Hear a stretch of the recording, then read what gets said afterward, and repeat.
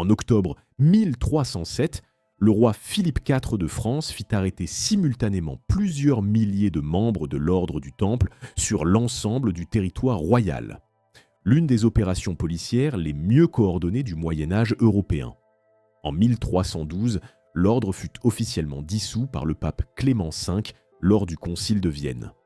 En 1314, le dernier grand maître, Jacques de Molay, fut brûlé vif sur une île de la Seine. L'explication communément admise présente cet enchaînement comme l'anéantissement complet d'une institution militaire et religieuse. Or, les archives de la période révèlent une réalité plus fragmentée. Des propriétés non confisquées, des réseaux financiers absorbés plutôt que détruits, des frères qui disparurent sans laisser de traces dans les registres d'exécution. La question que pose l'examen de ces documents n'est donc pas de savoir si les Templiers furent détruits, mais de déterminer ce qui, précisément, ne le fut pas. Et pourquoi l'ordre du Temple fut détruit par un roi qui lui devait de l'argent. Ce fait, documenté dans les registres de la trésorerie royale française, constitue le point de départ obligatoire de toute analyse sérieuse des événements de 1307. La question que posent ces registres n'est pas anecdotique. Elle remet en cause la nature même de l'accusation portée contre l'ordre. Philippe IV de France n'agit pas en défenseur de la foi chrétienne. Il agit en débiteur insolvable qui disposait d'un instrument de coercition que nul autre créancier n'aurait pu mobiliser. La puissance de l'État capétien, combinée à une papauté dont il venait de façonner l'élection. Les dettes de Philippe IV envers le Temple ne sont pas une hypothèse d'historien moderne. Elles figurent dans les comptes de la commanderie parisienne, qui servait depuis le règne de Louis IX de caisse centrale pour la monarchie française. L'ordre gérait les flux financiers de la couronne, avançait des fonds pour les campagnes militaires et percevait en retour des intérêts et des gages sur les revenus royaux. Au moment des arrestations d'octobre 1307, la couronne française devait à l'ordre une somme que les historiens spécialisés, notamment Malcolm Barber dans son étude du procès des Templiers, estiment à plusieurs centaines de milliers de livres tournois. Cette somme ne pouvait pas être remboursée par des voies ordinaires sans provoquer une crise fiscale majeure. Philippe IV avait déjà, dans les années précédentes, recouru à des méthodes non conventionnelles pour résoudre ses difficultés financières. En 1306, il avait expulsé les Juifs de France et confisqué leurs biens et leurs créances. La même année, il avait altéré la teneur en métal précieux des monnaies royales, provoquant une inflation qui éroda temporairement ses dettes en termes réels. Ces précédents ne sont pas sans importance. Ils révèlent un souverain pour qui la manipulation des cadres juridiques et économiques constituait une politique délibérée et non un recours exceptionnel.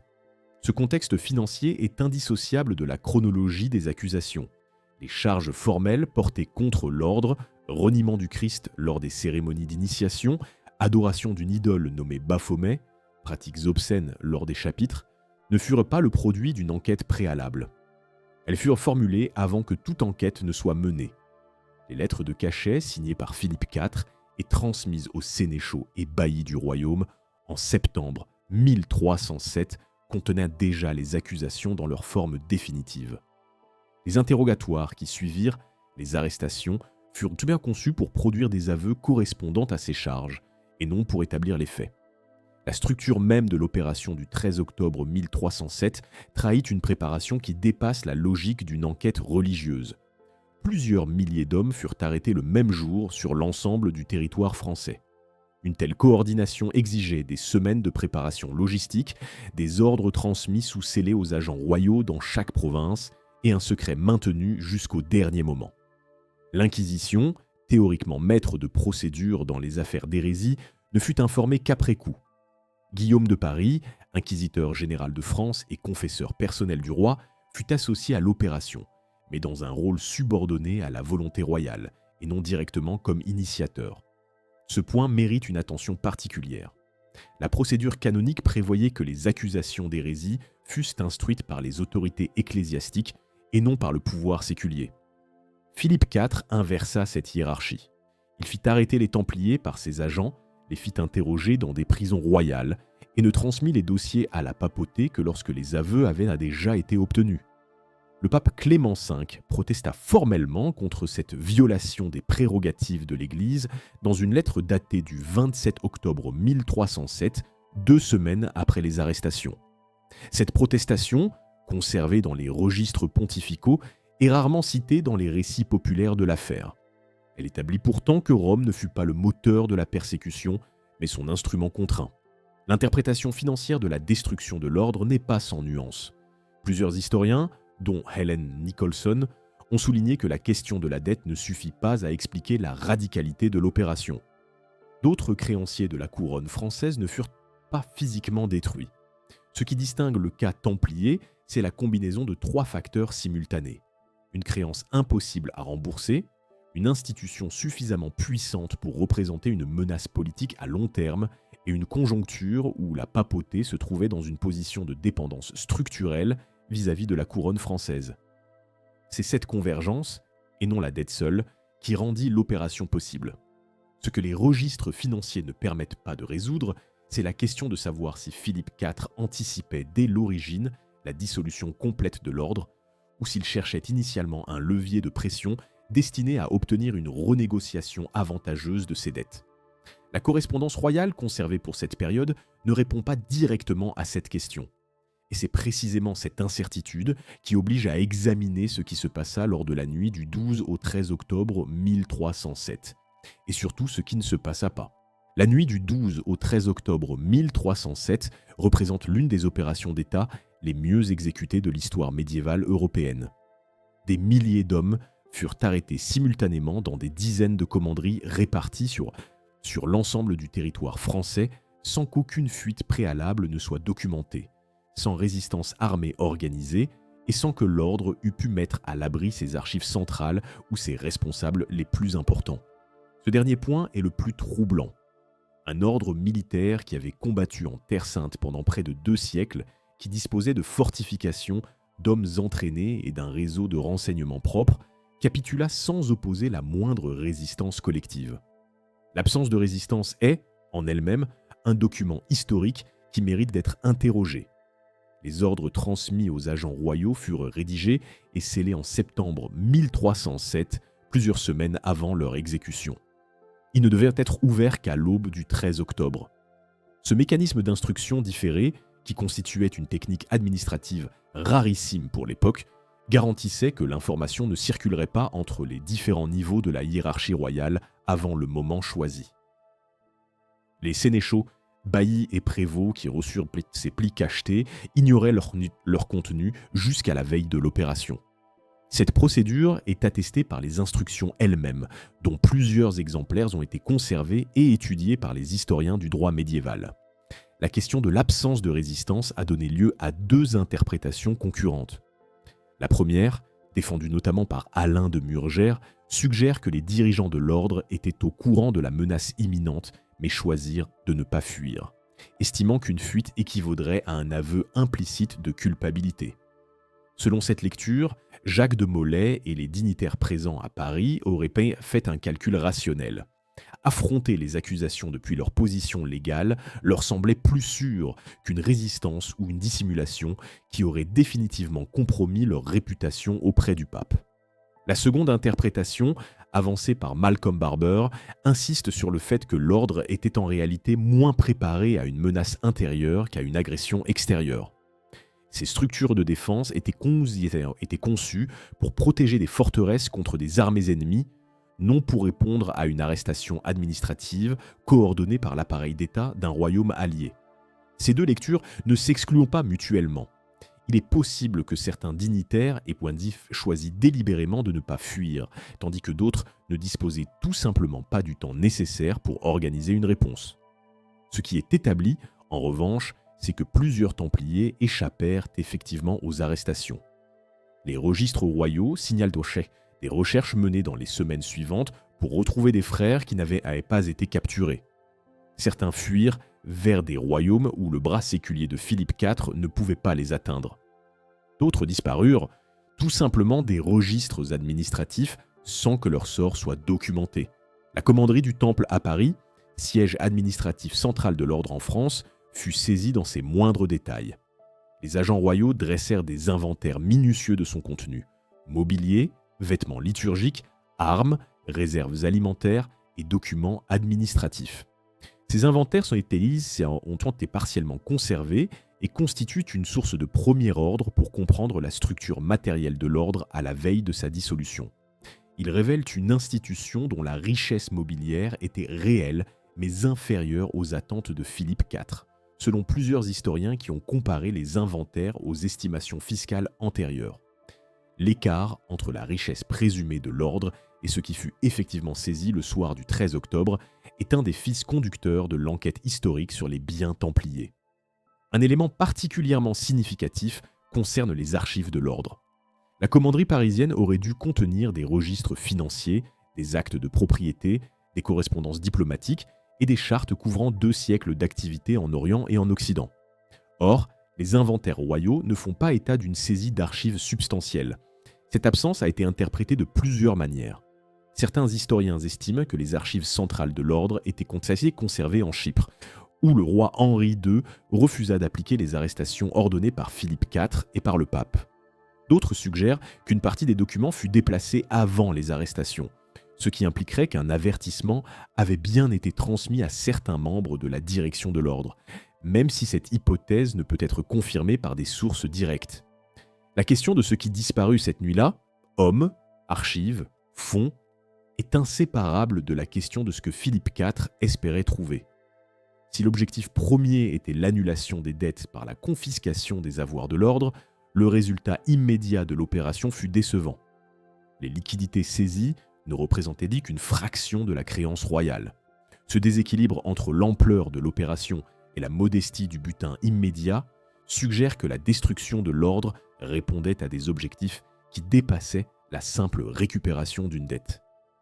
Parmi ces objectifs, la neutralisation d'une puissance institutionnelle concurrente occupe une place que les registres financiers seuls ne permettent pas de mesurer. Ce qui resta en suspens après la nuit du 13 octobre, c'est la question de savoir qui, en dehors de la France, accepterait de suivre Philippe IV dans sa logique de destruction, et à quel prix. 138 Templiers avouèrent, lors des premiers interrogatoires d'octobre et novembre 1307, avoir renié le Christ lors de leur cérémonie d'initiation.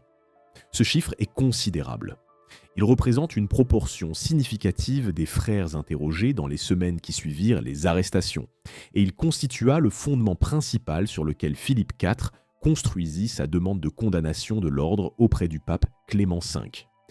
L'examen de ces aveux pose cependant une question que les sources contemporaines posèrent elles-mêmes avec une acuité remarquable. Dans quelle mesure un aveu obtenu sous la contrainte physique constitue-t-il une preuve de culpabilité et dans quelle mesure révèle-t-il uniquement la capacité de coercition de celui qui l'a obtenu? La procédure d'interrogatoire mise en œuvre par les agents royaux français en octobre 1307 recourut explicitement à la torture. Ce fait n'est pas une inférence, il est attesté par les procès-verbaux eux-mêmes qui mentionnent l'application de la question, terme juridique désignant la torture dans de nombreux cas.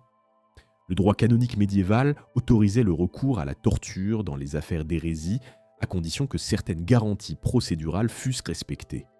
La torture ne devait pas mettre la vie en danger, les aveux devaient être confirmés librement le lendemain sans contrainte, et tout aveu rétracté devait donner lieu à une nouvelle procédure. Ces garanties furent massivement violées dans le cadre du procès templier français. La rétractation est précisément l'élément qui permet d'évaluer la valeur réelle des aveux obtenus. Dans les mois qui suivirent les premiers interrogatoires, lorsque des commissions pontificales furent finalement constituées pour mener une enquête indépendante de celle des agents royaux, un nombre considérable de Templiers rétractèrent leurs aveux.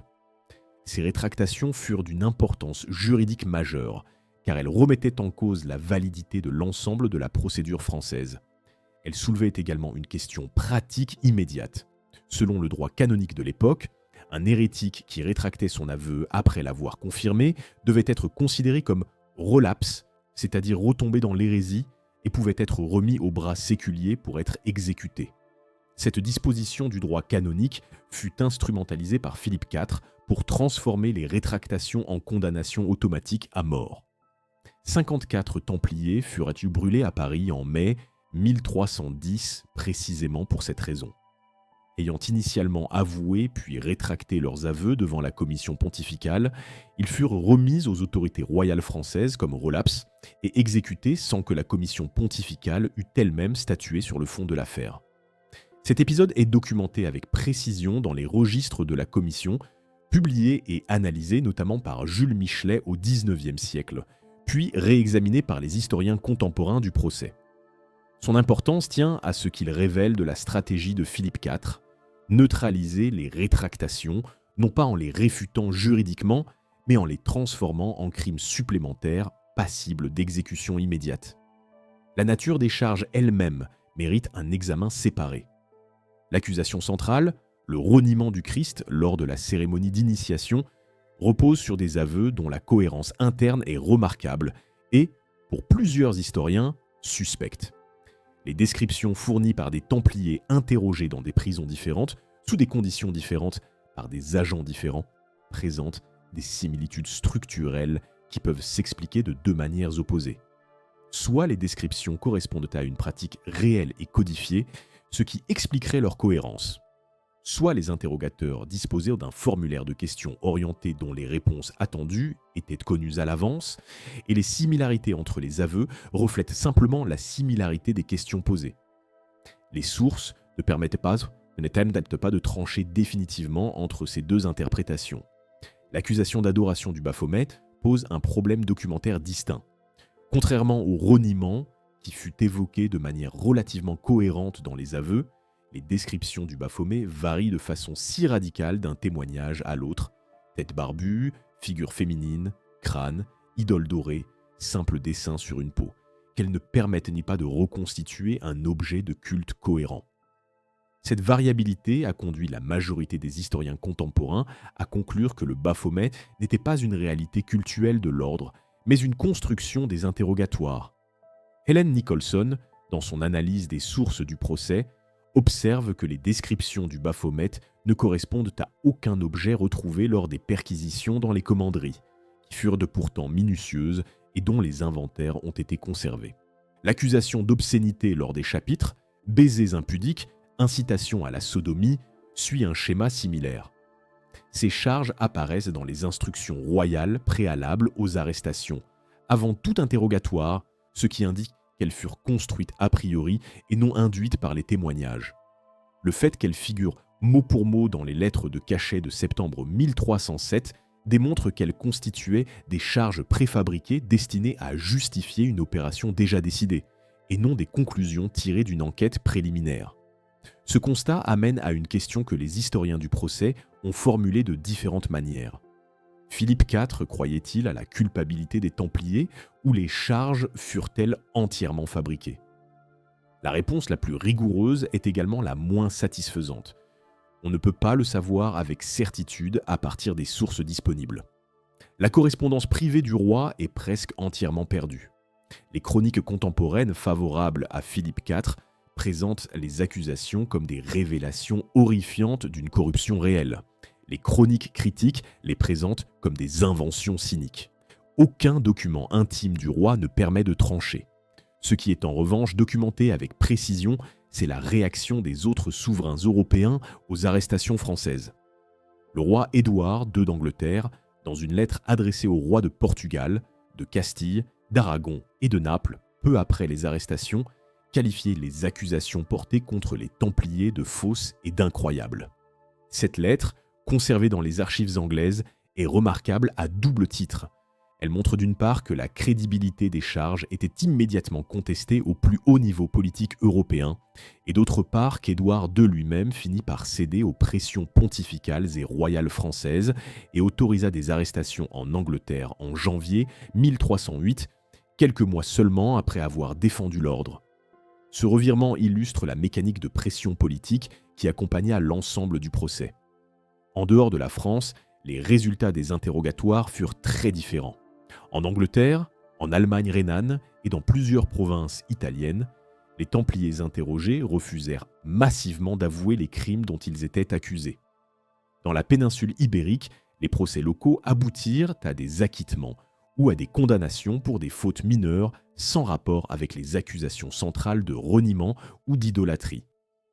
Ces divergences géographiques constituent enfin l'une des preuves les plus solides que les aveux français résultaient des conditions d'interrogatoire propres aux prisons royales capétiennes, et non d'une pratique réelle et universelle de l'ordre. Ce que les aveux eux-mêmes ne permettent donc pas de résoudre, c'est la question centrale de l'enquête. Si les Templiers français avouèrent massivement sous la torture, et si leurs homologues étrangers refusèrent d'avouer dans des conditions moins coercitives, que révèlent réellement ces aveux sur l'ordre, et que dissimulent-ils sur les véritables objectifs de celui qui les fit arracher ? Clément V est généralement présenté dans l'historiographie populaire comme un instrument passif entre les mains de Philippe IV, un pape faible, installé à Avignon par la volonté du roi français, contraint d'avaliser une destruction qu'il désapprouvait intérieurement mais ne pouvait pas empêcher. Cette image repose sur des éléments réels. Clément V fut effectivement élu en 1305 grâce à l'influence décisive de Philippe IV sur le conclave. Il résida en France pendant toute sa pontificate plutôt qu'à Rome, et il accéda à plusieurs des demandes du roi français concernant le procès. Mais l'examen de sa correspondance officielle et de ses décisions canoniques révèle une figure plus complexe, dont la stratégie ne se réduisit pas à la capitulation. La lettre du 27 octobre 1307, déjà mentionnée, constitue le premier document permettant de nuancer l'image du pape passif. 2 semaines après les arrestations, Clément V signifiait formellement à Philippe IV que les Templiers, en tant que membres d'un ordre directement soumis à l'autorité pontificale, ne pouvaient pas être arrêtés et jugés par une autorité séculière sans violation du droit canonique. Cette protestation n'était pas symbolique, elle remettait en cause la validité juridique de l'ensemble de l'opération française. Philippe IV l'ignora, mais le fait qu'elle ait été émise modifie l'interprétation du rôle pontifical dans l'affaire. Dans les mois qui suivirent, Clément V négocia avec Philippe IV la reprise en main de la procédure par des institutions ecclésiastiques. Ce fut l'origine des commissions diocésaines et de la commission pontificale centrale qui commencèrent à siéger en 1309. Ces commissions permirent aux Templiers de témoigner dans des conditions moins coercitives que les interrogatoires royaux de 1307. Et c'est dans ce cadre que se produisirent les rétractations massives dont il a déjà été question. La création de ces commissions ne fut pas une concession de Philippe IV à Clément V. Ce fut une victoire procédurale du pape qui reconquit formellement la juridiction sur l'affaire, même si cette reconquête s'avéra limitée dans ses effets pratiques. La décision la plus révélatrice de la stratégie de Clément V concerne la formulation de la dissolution de l'ordre au Concile de Vienne en 1312. Philippe IV exigeait une condamnation de l'ordre pour hérésie. Une condamnation doctrinale qui aurait justifié rétrospectivement l'ensemble de la procédure française et transformé les exécutions de Templiers en actes légitimes de répression de l'hérésie. Clément V refusa de prononcer cette condamnation. La bulle Vox in excelso, qui prononça la dissolution de l'ordre, ne contient pas de condamnation pour hérésie. Elle dissout l'ordre pour des raisons d'opportunité, l'infamie répandue, le scandale, l'impossibilité pratique de restaurer la réputation de l'institution, mais sans établir canoniquement que les accusations de reniement et d'idolâtrie étaient vantées fondées. Cette distinction, qui peut sembler purement technique, avait des conséquences considérables. Une condamnation pour hérésie aurait impliqué que tout membre de l'ordre ayant participé à ces pratiques était personnellement coupable d'un crime spirituel, indépendamment de tout aveu. La dissolution pour inopportunité, en revanche, laissait ouverte la question de la culpabilité individuelle des membres. Elle permettait à des Templiers de se réintégrer dans d'autres ordres religieux, ce que Clément V autorisa explicitement dans la bulle Ad Providam de 1312, sans être traités comme des hérétiques repentis. Cette distinction juridique est la raison pour laquelle des centaines de Templiers survécurent au procès dans des couvents et monastères sans être poursuivis pour leur appartenance passée à l'ordre. La relation entre Clément V et Philippe IV ne fut pas celle d'un maître et de son serviteur. Elle fut celle de 2 acteurs disposant de ressources différentes et poursuivant des objectifs partiellement convergents et partiellement divergents. Philippe IV voulait la destruction complète et la condamnation canonique de l'ordre. Clément V voulait préserver l'autorité pontificale sur les ordres religieux et éviter un précédent selon lequel un souverain séculier pourrait dissoudre une institution directement soumise à Rome. Le compromis du Concile de Vienne satisfit partiellement les deux parties. L'ordre fut dissous, satisfaisant Philippe IV, mais sans condamnation pour hérésie, préservant le principe de la juridiction ecclésiastique. La question de la sincérité de Clément V face aux accusations portées contre les Templiers ne peut être résolue avec certitude. Ses lettres privées à ce sujet sont en nombre limité et leur interprétation est disputée. Alain de Murgère estime que Clément V était probablement convaincu que certaines des pratiques décrites dans les aveux correspondaient à des réalités, même si ces pratiques étaient moins systématiques et moins dramatiques que ce que Philippe IV prétendait. D'autres historiens, comme Barbara Frale, dont les travaux sur le parchemin de Chinon ont renouvelé l'analyse de la procédure pontificale, suggèrent que Clément V chercha activement une solution qui absoudrait les Templiers individuellement tout en permettant la dissolution institutionnelle de l'ordre.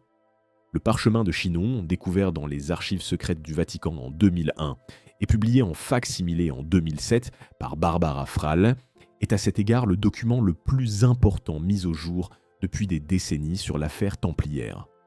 Ce parchemin, daté d'août 1308, contient le procès-verbal d'une audition secrète menée directement par des représentants pontificaux auprès des principaux dirigeants de l'ordre, dont Jacques de Molay. À l'issue de cette audition, Clément V accorda une absolution individuelle aux dignitaires templiers, les réintégrant dans la communion de l'Église. Cette absolution individuelle était canoniquement incompatible avec une condamnation pour hérésie. On n'absout pas des hérétiques, on les condamne ou on les enjoint à l'abjuration formelle. Le parchemin de Chinon démontre que Clément V distinguait explicitement entre la culpabilité institutionnelle de l'ordre, qu'il n'établit jamais canoniquement, et la situation personnelle de ses membres, qu'il chercha à régulariser par des voies qui préservaient l'autorité pontificale sur les consciences. Cette stratégie échoua partiellement. Philippe IV fit exécuter Jacques de Molay en mars 1314, malgré l'absolution pontificale de 1308, en invoquant la rétractation des aveux que le grand maître fit publiquement depuis l'échafaud. Mais l'existence du parchemin de Chinon modifie fondamentalement l'image d'un Clément V entièrement soumis aux volontés de Philippe IV. Ce qui reste sans réponse dans les archives pontificales de cette période, c'est la question de savoir si Clément V eut connaissance, avant les arrestations d'octobre 1307, du projet de Philippe IV. Plusieurs éléments de chronologie suggèrent que des contacts eurent lieu entre le roi et le pape en 1306 et 1307 autour de la question templière. Si Clément V fut informé à l'avance et choisit de ne pas avertir les dirigeants de l'ordre, son rôle dans la destruction de l'institution est sensiblement plus actif que ce que ses protestations officielles de 1307 donnent à penser. Si, au contraire, il fut mis devant le fait accompli, ces protestations initiales reflètent une résistance réelle. Les archives ne permettent pas encore de trancher cette question, et c'est précisément autour de ce point aveugle que se pose la question de la flotte de La Rochelle, dont la disparition suppose une information que quelqu'un, quelque part, reçut à temps. L'ordre du Temple possédait une flotte. Ce fait, longtemps marginalisé dans les récits consacrés au procès, est attesté par des sources portuaires et comptables qui documentent l'activité maritime templière sur la façade atlantique française depuis le milieu du XIIIe siècle. La Rochelle constituait le principal port de l'ordre en Atlantique, point de transit pour les approvisionnements envoyés en Terre Sainte et pour les revenus collectés dans les commanderies anglaises et ibériques acheminées vers la commanderie parisienne. Lorsque les agents royaux investirent les installations templières de La Rochelle le 13 octobre 1307, ils ne trouvèrent aucun navire dans le port. Les inventaires de saisie, qui répertorièrent avec précision les marchandises, les équipements et les personnels présents dans les bâtiments terrestres, ne mentionnent pas un seul bâtiment de mer. Le nombre exact de navires appartenant à la flotte de La Rochelle au moment des arrestations est difficile à établir avec précision. Les sources qui mentionnent 18 galères sont tardives et d'une fiabilité limitée. Les documents comptables antérieurs à 1307 suggèrent une flotte de taille modeste mais fonctionnelle, comprenant plusieurs navires de transport et au moins quelques embarcations armées. Le chiffre de 18, souvent cité dans les travaux populaires sur le sujet, ne figure dans aucune source contemporaine identifiée et doit être traité avec la plus grande prudence. Ce qui est en revanche établi, c'est qu'aucun navire templier ne fut saisi à La Rochelle ce jour-là, et qu'aucune trace de ces navires n'apparaît dans les registres royaux des années suivantes. L'absence de la flotte soulève deux questions distinctes. La première est logistique. Comment des navires de mer peuvent-ils disparaître d'un port en quelques heures sans que les autorités portuaires locales en aient gardé trace? La seconde est informationnelle. Qui transmit l'ordre d'appareiller et quand? Un appareillage précipité nécessite un équipage rassemblé, des provisions chargées et des conditions météorologiques favorables. Si les navires quittèrent La Rochelle dans les jours précédant le 13 octobre, cela implique que leurs commandants reçurent un avertissement plusieurs jours avant les arrestations, et que cet avertissement provenait de quelqu'un disposant d'une information sur l'opération royale. La piste de l'avertissement préalable a été explorée par plusieurs historiens. Gérard de Villiers, précepteur de France et l'un des dignitaires les plus importants de l'ordre après le grand maître, figura parmi les Templiers qui échappèrent aux arrestations d'octobre 1307. Son absence des registres d'arrestation est documentée. Les agents royaux le cherchèrent sans le trouver.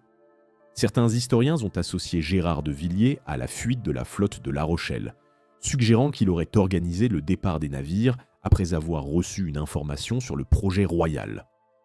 Cette hypothèse est cohérente avec sa position dans la hiérarchie de l'ordre, qui lui aurait donné accès à des informations et à des ressources suffisantes pour organiser une telle opération.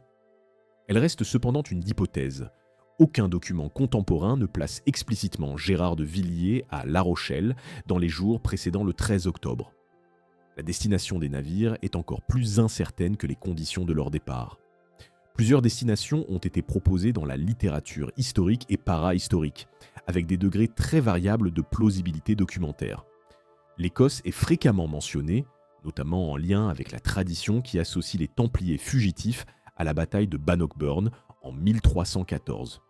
Cette tradition, selon laquelle des cavaliers templiers non identifiés auraient combattu aux côtés de Robert Bruce et contribué à la victoire écossaise sur les Anglais, n'est attestée par aucune source contemporaine de la bataille. Elle apparaît pour la première fois dans des textes du XVIIIe siècle associés à la franc-maçonnerie spéculative, qui cherchait à établir une filiation entre l'ordre du Temple et la maçonnerie moderne. Son absence des chroniques contemporaines de Bannockburn et des annales écossaises du XIVe siècle la place clairement dans la catégorie des traditions non vérifiées.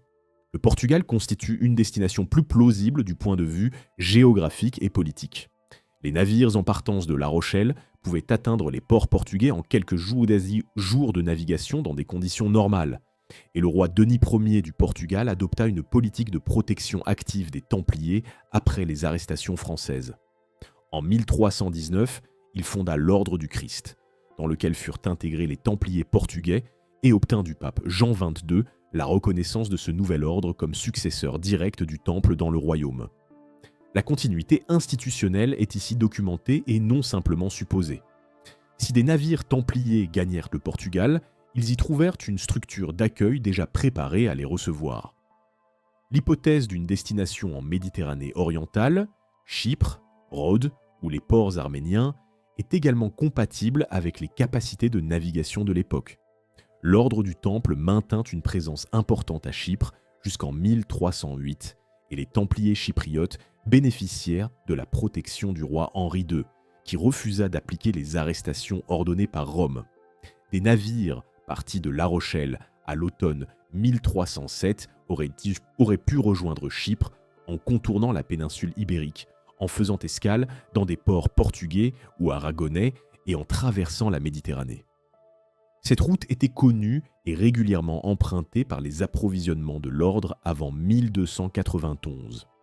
Ce qui est documenté avec certitude, c'est que la flotte de La Rochelle ne fut jamais retrouvée par les agents royaux français. Les recherches menées dans les ports atlantiques dans les semaines suivant les arrestations ne produisirent aucun résultat. Si ces navires transportaient des biens de valeur, archives, liquidités, objets liturgiques, Leur disparition expliquerait en partie l'écart entre la richesse présumée de l'ordre et le montant relativement modeste des biens saisis lors des arrestations. Cette question de la cargaison potentielle des navires introduit une dimension qui dépasse la simple logistique portuaire. L'Ordre du Temple, en tant qu'institution financière internationale, gérait des instruments de crédit, lettres de change, reconnaissance de dettes, actes hypothécaires, dont la valeur ne résidait pas dans leur support matériel, mais dans les obligations juridiques qu'ils représentaient. Si des documents de cette nature furent embarqués sur les navires de La Rochelle, leur disparition n'impliquait pas seulement la perte d'un actif physique. Elle impliquait le maintien, quelque part hors d'atteinte de Philippe IV, d'obligations légales que des débiteurs à travers l'Europe continueraient théoriquement d'honorer envers des créanciers dont la localisation était désormais inconnue. L'articulation entre la disparition de la flotte et la question du trésor de l'ordre, qui demeure, après 7 siècles, sans réponse définitive, est précisément ce que le prochain stade de l'enquête doit examiner. Aucun trésor ne fut trouvé. Ce constat, formulé par les agents royaux français dans leur rapport de saisie d'octobre et novembre 1307, est le fait central autour duquel s'est construite une tradition de recherche qui mêle inextricablement l'histoire documentée et la spéculation. L'Ordre du Temple avait géré pendant 2 siècles les finances de plusieurs monarchies européennes, collecté des revenus fonciers sur des centaines de commanderies et prêté des sommes considérables à des souverains, des marchands et des pèlerins. Que l'ensemble de cette richesse accumulée eût pu se réduire, en octobre 1307, aux quelques coffres de pièces et aux stocks de marchandises répertoriés dans les inventaires royaux constitue une anomalie que les sources contemporaines elles-mêmes remarquèrent.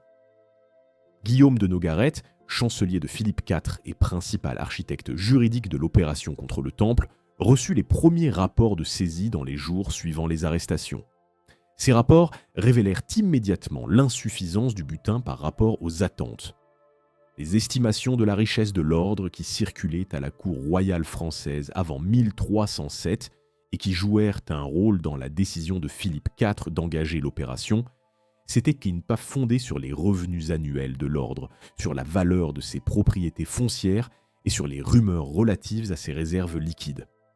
La conversion de ces éléments en une somme confiscable en une nuit supposait que les liquidités de l'ordre fussent concentrées dans quelques dépôts accessibles. Ce ne fut pas le cas. La structure financière de l'Ordre du Temple était en réalité distribuée et décentralisée de manière à réduire précisément les risques d'une confiscation globale. Les revenus collectés dans les commanderies provinciales étaient régulièrement transférés vers des centres régionaux, puis vers les commanderies majeures avec un calendrier et des montants qui variaient selon les saisons et les besoins opérationnels de l'ordre en Orient. Au moment des arrestations, une partie significative des liquidités de l'ordre se trouvait vraisemblablement en transit entre différents niveaux de cette hiérarchie, ou déjà engagée sous forme de prêts et de lettres de crédit que la confiscation des biens mobiliers ne permettait pas de récupérer directement. La commanderie de Paris jouait dans ce système le rôle d'une chambre de compensation centrale.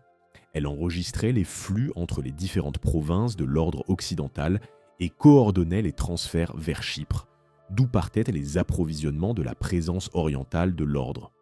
Ces archives comptables auraient constitué la carte de l'ensemble du système financier templier. Or, comme il a déjà été noté, ces archives ne figurent pas dans les inventaires de saisie. Leur absence est le vide central autour duquel s'organise l'enquête sur le trésor manquant. 2 catégories d'actifs méritent d'être distinguées dans cette enquête. La première regroupe les actifs liquides, pièces de métal précieux, lingots, bijoux et objets de valeur susceptibles d'être transportés et convertis immédiatement. La seconde regroupe les actifs juridiques, créances pour ici sur des débiteurs, actes hypothécaires, lettres de change et reconnaissance de dettes. Ces 2 catégories avaient des caractéristiques très différentes du point de vue d'une confiscation. Les actifs liquides pouvaient être physiquement saisis si l'on connaissait leur localisation.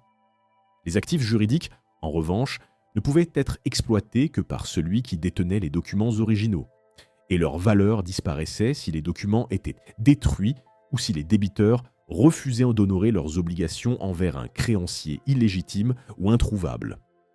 Dans l'hypothèse où une partie des archives financières de l'ordre fut évacuée avant les arrestations, vers Chypre, vers le Portugal ou à bord des navires de La Rochelle, les créances que ces archives documentaient continuèrent d'exister juridiquement, mais leur recouvrement devint impossible pour Philippe IV. Des débiteurs de l'ordre dispersés à travers l'Europe pouvaient simplement attendre que personne ne se présente pour les réclamer, ou négocier des arrangements avec les autorités locales qui avaient absorbé les biens templiers dans leur juridiction. Cette situation profita en particulier à l'ordre de l'Hôpital, qui hérita officiellement des biens templiers en 1312, mais ne reçut pas nécessairement les archives qui auraient permis de reconstituer l'intégralité des créances de l'ordre. La tradition du trésor caché a donné lieu, au cours des 7 siècles suivants, à des recherches dans des lieux aussi divers que les sous-sols de l'ancienne commanderie de Paris, les caves de châteaux templiers en Languedoc et des sites en Écosse, en Suisse et aux Açores. Aucune de ces recherches n'a produit de découvertes vérifiées. Cette absence de résultats est en elle-même informative.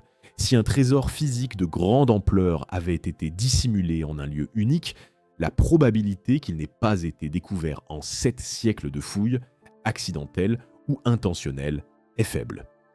L'hypothèse la plus compatible avec cette absence de découverte est que le trésor manquant n'était pas constitué principalement d'actifs physiques concentrés en un seul point, mais d'actifs distribués sous différentes formes à travers un réseau qui survécut partiellement à la destruction de l'institution. Les fouilles, menées en 2008 sous l'ancienne commanderie de Dôme, en Périgord, ont mis au jour des inscriptions gravées par des Templiers emprisonnés dans les cellules de la commanderie après les arrestations. Ces inscriptions, étudiées par des équipes d'archéologues et d'épigraphistes, comprennent des représentations de la Vierge, du Christ en croix, et ce qui semble être une représentation schématique d'un navire. L'interprétation de ce dessin, trésor naval, souvenir de la flotte perdue, simple expression de nostalgie d'un frère emprisonné, dépasse ce que les sources permettent d'établir. Il constitue néanmoins un témoignage matériel de la présence templière dans des lieux où la documentation écrite fait défaut. L'examen des inventaires de saisies conservés dans les archives nationales françaises révèle une autre dimension du problème. Les agents royaux répertorièrent non seulement les objets trouvés dans les commanderies, mais aussi ceux qui semblaient manquer au regard des fonctions administratives et liturgiques de chaque établissement. Plusieurs commanderies importantes présentaient donc des lacunes notables dans leurs équipements liturgiques, calices, reliquaires, ornements, qui ne s'expliquaient pas par un simple état de pauvreté de l'établissement. Ces lacunes suggèrent que des objets de valeur furent évacués avant les arrestations, probablement dans les heures ou les jours précédant le 13 octobre, par des personnes informées de l'imminence de l'opération. L'ensemble de ces indices convergent vers une conclusion que les sources permettent de formuler comme une probabilité analytique plutôt que comme une certitude documentée. Une partie des actifs de l'ordre fut mise à l'abri avant les arrestations, par des voies et vers des destinations qui ne laissèrent pas de traces dans les archives royales françaises. Cette mise à l'abri fut partielle et non coordonnée à l'échelle de l'ensemble de l'ordre, ce qui explique que la majorité des commanderies ne présentent pas de lacunes comparables dans leurs inventaires. Elle bénéficia à ceux qui, dans la hiérarchie de l'ordre, reçurent une information suffisamment précise et suffisamment tôt pour agir. Ce qui reste ouvert, c'est la question de savoir comment cette richesse dispersée s'articula avec la structure institutionnelle qui émergea après la dissolution formelle de 1312. Et si l'ordre de l'Hôpital, officiellement désigné comme héritier des biens templiers, fut également, sans le formuler explicitement, l'héritier d'une partie de ses actifs non saisis. Le Concile de Vienne, réuni d'octobre 1311 à mai 1312, fut convoqué pour traiter formellement de la question templière. Mais sa gestion interne révèle que la dissolution de l'ordre n'y fit pas l'unanimité que la version officielle tente à suggérer. Lorsque Clément V soumit aux pairs conciliaires la question de la suppression de l'ordre, une majorité d'entre eux se prononça en faveur de l'organisation d'une défense formelle permettant aux Templiers de répondre aux accusations portées contre eux. Cette position, documentée dans les procès-verbaux du Concile, montre que nombre d'évêques et de prélats réunis à Vienne considéraient que la procédure menée depuis 1307 ne satisfaisait pas aux exigences canoniques minimales permettant une condamnation. Face à cette résistance interne, Clément V changea de procédure. plutôt que de laisser le concile délibérer et voter sur la culpabilité de l'ordre, ce qui aurait pu produire un résultat contraire aux souhaits de Philippe IV. Il prononça la dissolution par voie de constitution apostolique, c'est-à-dire par décision pontificale directe, sans vote conciliaire. La bulle Vox in excelso fut lue en session plénière le 22 mars 1312 en présence de Philippe IV, qui s'était rendu à Vienne accompagné de ses fils et d'une escorte armée. La présence physique du roi avec ses hommes d'armes dans une ville où siégeait un concile ecclésiastique constituait une pression dont aucun observateur contemporain ne manqua de noter le caractère intimidant. La formulation de Vox in excelso mérite un examen précis. Elle ordonne la suppression de l'ordre, non pas par condamnation définitive, mais par provision apostolique et à titre de mesure d'ordre public, en raison du scandale que les accusations avaient causé, et de l'impossibilité pratique de restaurer la réputation de l'institution. La distinction canonique entre une condamnation et une suppression administrative n'est pas purement formelle. Une condamnation pour hérésie aurait eu des effets rétroactifs sur la validité des actes juridiques et sacramentels accomplis par l'ordre, aurait impliqué la confiscation universelle de ses biens au profit des pouvoirs séculiers, et aurait interdit à ses membres de pratiquer toute forme de vie religieuse. Une suppression administrative, même radicale dans ses effets pratiques, laissait ces questions partiellement ouvertes. La seconde bulle fondamentale du Concile de Vienne est Ad Providam, promulguée le 2 mai 1312. Cette bulle transfère les biens du temple à l'ordre de l'hôpital dans l'ensemble de la chrétienté, à l'exception des royaumes péninsulaires d'Espagne et du Portugal, où des dispositions spéciales furent négociées en raison de l'existence de structures militaires locales. Ad Providam constitue en réalité un acte d'une complexité juridique considérable, car elle traite d'un transfert de propriété portant sur des biens distribués dans une dizaine de royaumes différents, soumis à des droits locaux différents et dont l'inventaire complet n'avait jamais été établi de manière centralisée. Le transfert des biens templiers à l'hôpital fut dans les faits très incomplet. Dans plusieurs juridictions, les autorités séculières avaient déjà absorbé les biens confisqués dans leurs propres ressources fiscales et refusèrent de les restituer. En France, Philippe IV conserva les biens templiers sous administration royale pendant plusieurs années après le Concile de Vienne, en invoquant les frais de la procédure judiciaire pour justifier ce qu'il présentait comme une rétention temporaire, mais qui se prolongea bien au-delà de son règne. Les hospitaliers durent engager des procédures judiciaires dans de nombreuses juridictions pour obtenir le transfert effectif des biens qui leur avaient été formellement attribués par Ad Providam.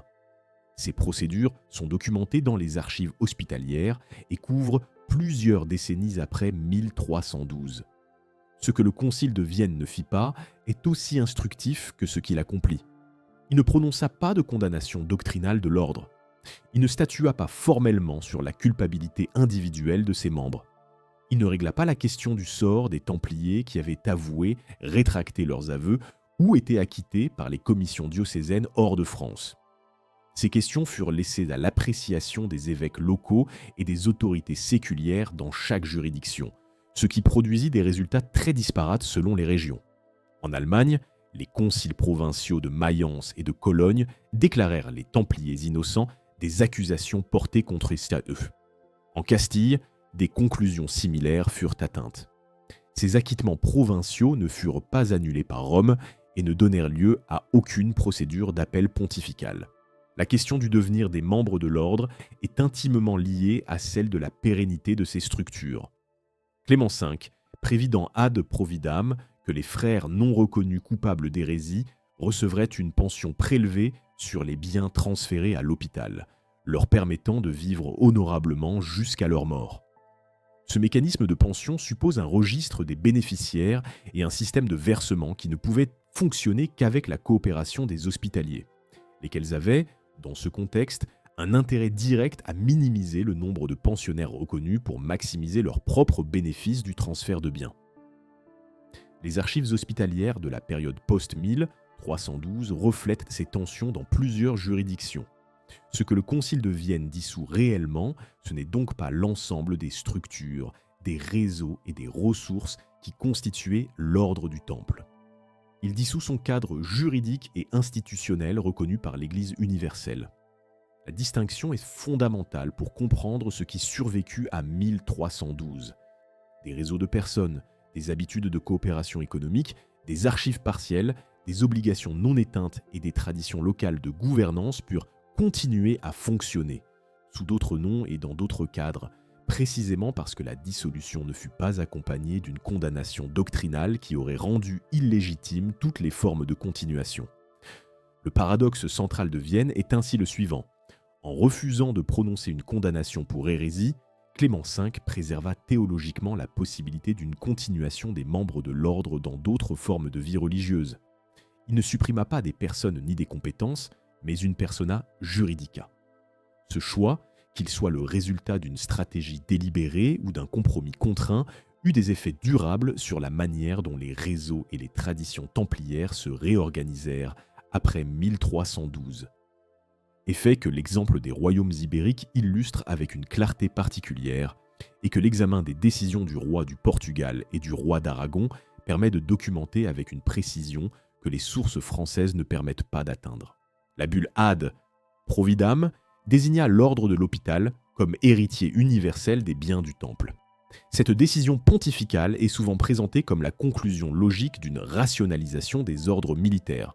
Deux institutions aux missions similaires fusionnées pour des raisons d'efficacité. L'examen des archives hospitalières de la période 1312 à 1350 révèle une réalité plus complexe. Le transfert des biens templiers à l'hôpital ne fut ni une liquidation complète, ni une fusion institutionnelle. Ce fut une absorption partielle, conflictuelle et prolongée, dont les modalités concrètes laissèrent de subsister des zones d'ambiguïté juridique et patrimoniale qui s'étendirent sur plusieurs générations. L'ordre de l'hôpital n'avait pas demandé à hériter des biens templiers. La décision pontificale le plaça dans une position délicate. Accepter l'héritage signifiait s'engager dans des années de procédure judiciaire pour en obtenir la jouissance effective, assumer les dettes et les obligations que l'ordre du Temple avait contractées et gérer des propriétés dont l'État, après des années de procédure et d'administration royale provisoire, s'était souvent détérioré. Plusieurs commanderies templières furent retrouvées partiellement pillées, leurs revenus détournés par des administrateurs royaux qui avaient géré les biens depuis 1307 sans en rendre compte à personne. L'hôpital récupéra des coquilles vides là où il espérait des actifs productifs. Les archives de l'ordre de l'hôpital conservées à Malte et partiellement publiées au XIXe siècle documentent avec précision les litiges qui s'ensuivirent. Dans le royaume de France, les hospitaliers durent négocier avec la couronne pendant plusieurs années pour obtenir la remise des biens encore sous séquestre royal. Un accord fut finalement conclu en 1317 sous Philippe V, le successeur de Philippe IV, qui prévoyait le versement par l'hôpital d'une indemnité au trésor royal en échange de la levée du séquestre. Cette indemnité, qui représentait en pratique un rachat par l'hôpital des biens qui lui avait été formellement donné 5 ans plus tôt, illustre la logique de capture qui avait présidé à l'ensemble de l'opération depuis 1307. En Angleterre, le processus fut encore plus laborieux.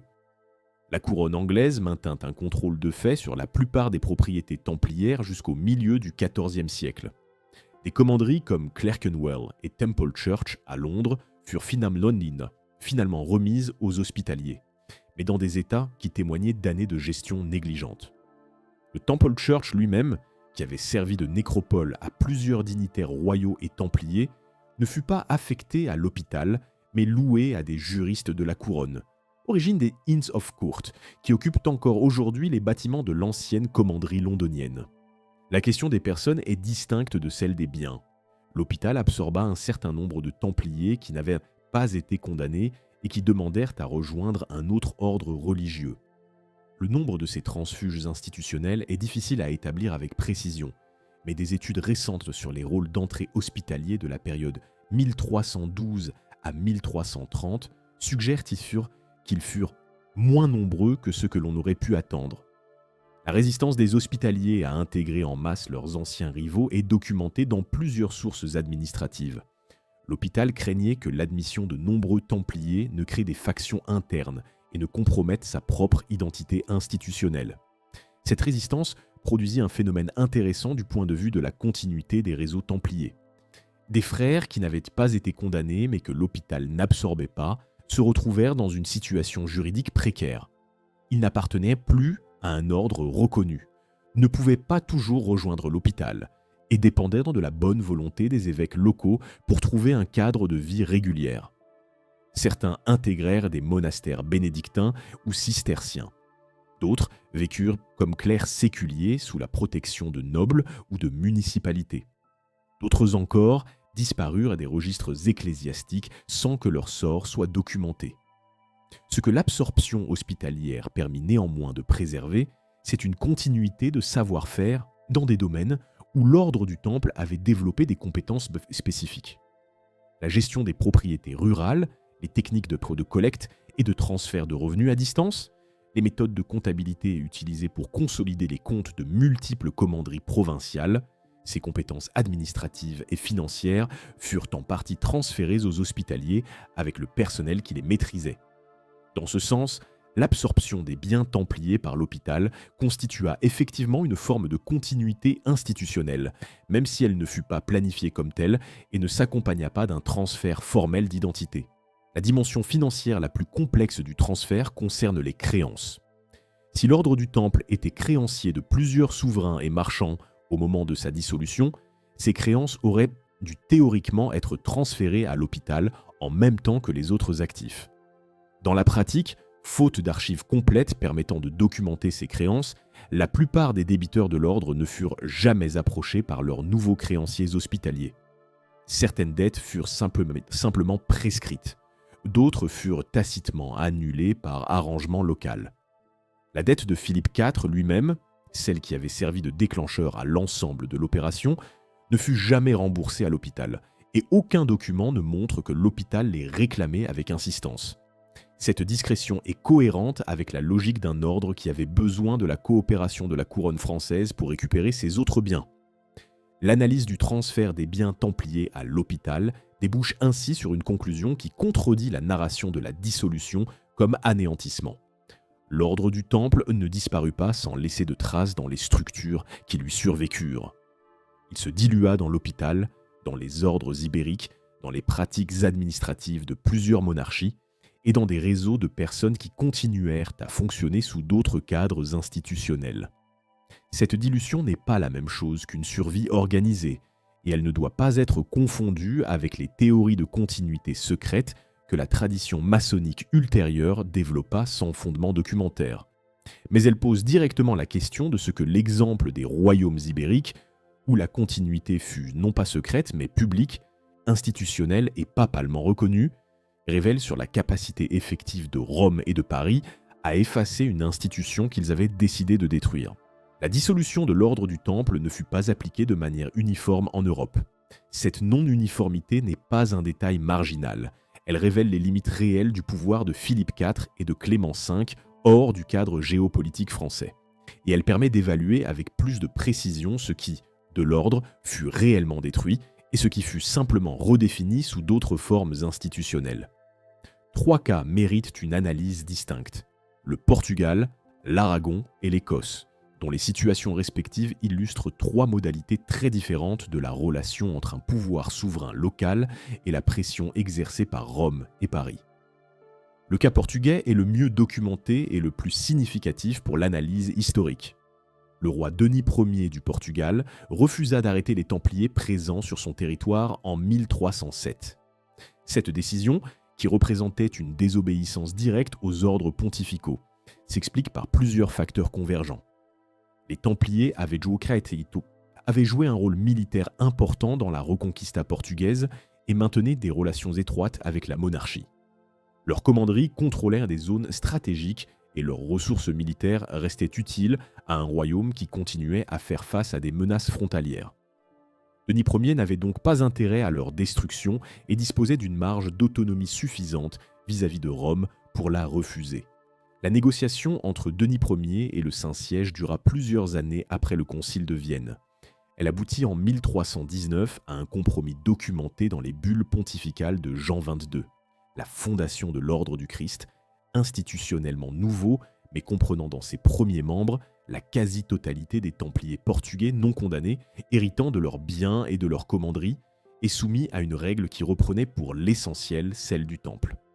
La continuité entre l'ordre du Temple et l'ordre du Christ au Portugal est donc non seulement une hypothèse d'historien, mais une réalité documentée dans les bulles de fondation elles-mêmes, qui reconnaissaient explicitement cette filiation.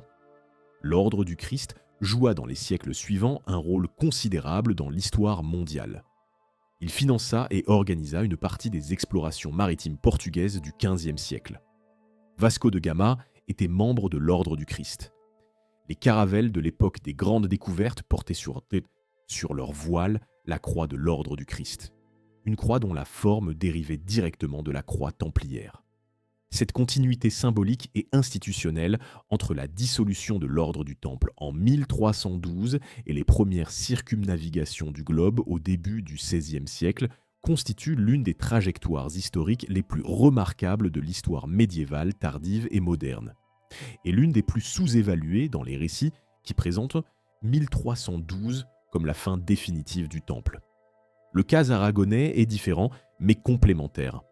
En Aragon, comme en Castille et en Portugal, les Templiers avaient des fonctions militaires actives liées à la Reconquista. Le roi Jacques II d'Aragon mena les procès locaux exigés par Rome, mais leurs conclusions furent dans l'ensemble favorables aux Templiers. Les commissions diocésaines aragonaises ne trouvèrent pas de preuves suffisantes des crimes imputés aux frères. Lorsque la dissolution fut prononcée à Vienne, Jacques II négocia la création de l'ordre de Montessa en 1317, qui absorba les biens et une partie des membres des temples et de l'hôpital en Aragon dans une structure institutionnelle sous contrôle royal direct. La modalité aragonaise diffère de la modalité portugaise. Là où Denis Ier maintint une continuité ouverte avec le Temple, Jacques II créa une institution nouvelle dont le lien avec l'ordre dissous était réel mais moins explicitement affirmé.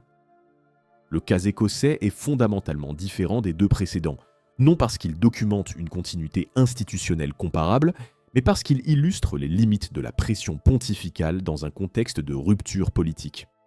En 1306, Robert Bruce fut excommunié par le pape Clément V pour le meurtre de John Comyn, devant un autel. Cette excommunication plaçait l'Écosse hors de la pleine communion romaine dans une période précisément contemporaine des arrestations templières.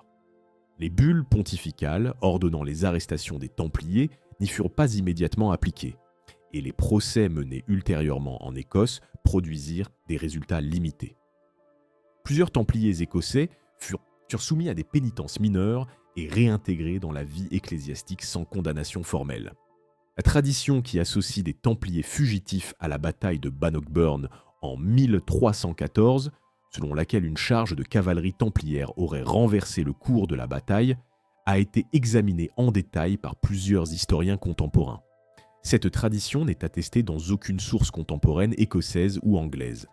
Elle apparaît pour la première fois dans des textes du XVIIIe siècle associés à la franc-maçonnerie spéculative écossaise, et sa construction est cohérente avec les objectifs de légitimation historique que ces textes cherchaient à atteindre. L'examen des chroniques contemporaines de la bataille, les chroniques de Jean le Bel, les annales des abbés de Melrose, les sources anglaises, ne contient aucune mention de combattants templiers. Cette absence documentaire est décisive. Une charge de cavalerie qui aurait renversé l'issue d'une bataille aussi importante n'aurait pas été ignorée par l'ensemble des chroniqueurs contemporains. Ce que le cas écossais permet néanmoins d'établir, c'est que la pression pontificale en faveur de l'application universelle de la dissolution avait des limites géopolitiques réelles. Là où un souverain était déjà en rupture avec Rome, ou là où il disposait d'une marge d'autonomie suffisante, la dissolution du Temple pouvait être appliquée de manière sélective ou symbolique. Les Templiers écossais, qui ne furent pas formellement condamnés, purent-ils continuer à vivre dans le cadre de la vie ecclésiastique locale sans être soumis à l'ensemble des conséquences prévues par la procédure pontificale. Ce panorama géographique, Portugal, Aragon, Écosse, illustre un principe général que l'enquête sur la destruction de l'ordre doit intégrer. La dissolution proclamée à Vienne ne fut jamais une opération uniforme. Elle fut le résultat de négociations multiples entre une papauté qui cherchait à préserver son autorité formelle et des souverains locaux qui la mettaient en œuvre selon leurs intérêts propres. Les zones d'exception, là où l'ordre survécut sous forme transformée ou fut simplement ignoré, correspondent précisément aux zones où le bras de Philippe IV ne pouvait pas atteindre directement.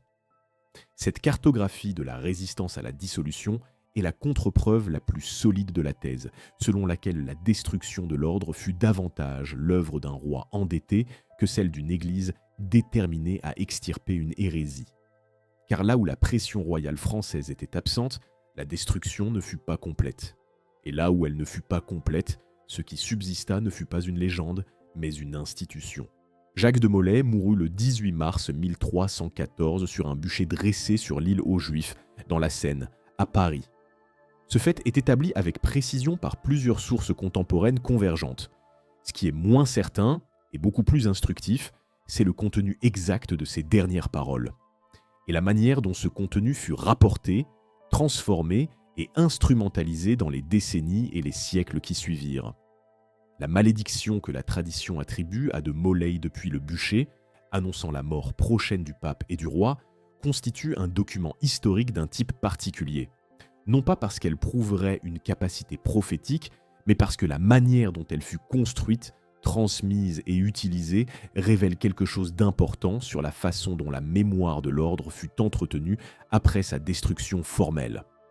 Les sources contemporaines les plus proches des événements de mars 1314 rapportent que Jacques de Molay, avec Geoffroy de Charnay, précepteur de Normandie, les deux seuls dignitaires de l'ordre qui n'avaient pas définitivement confirmé leurs aveux, rétractèrent publiquement depuis l'échafaud l'ensemble des confessions faites depuis 1307.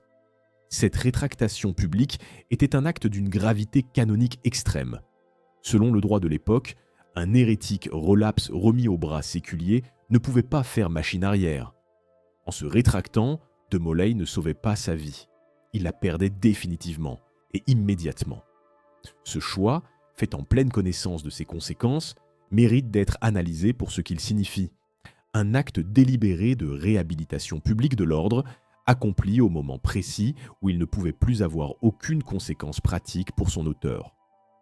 La chronique de Guillaume de Nangis, rédigée par un moine de Saint-Denis contemporain des événements, rapporte que de Molay affirma l'innocence de l'ordre des charges portées contre lui et l'imposture des aveux obtenus sous la contrainte. La même chronique mentionne qu'il convoqua le pape et le roi à comparaître devant Dieu dans l'année. Ce passage est souvent cité comme la source originale de la malédiction. Il convient cependant de noter que Guillaume de Nangis n'était pas présent sur les lieux et que son récit est une reconstitution d'après des témoignages indirects. D'autres chroniques contemporaines rapportent la rétractation mais ne mentionnent pas la malédiction dans des termes aussi précis. La coïncidence chronologique qui renforça la puissance symbolique de la malédiction est documentée.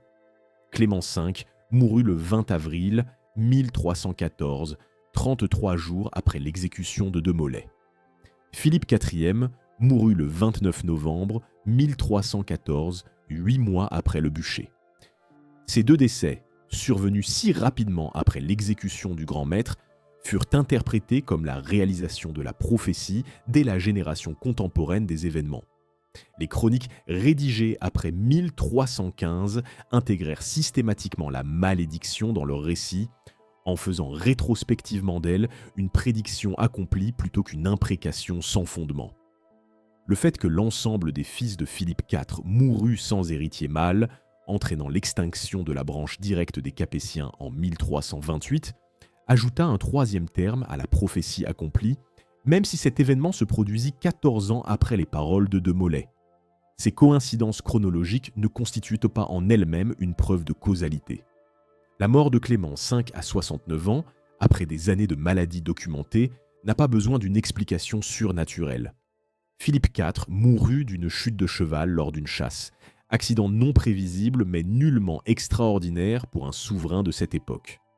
L'extinction de la lignée capétienne directe résulta de la mortalité infantile et des épidémies qui frappèrent l'aristocratie européenne dans les décennies suivant la Grande Famine de 1315 à 1322 et la peste noire de 1347 à 1351.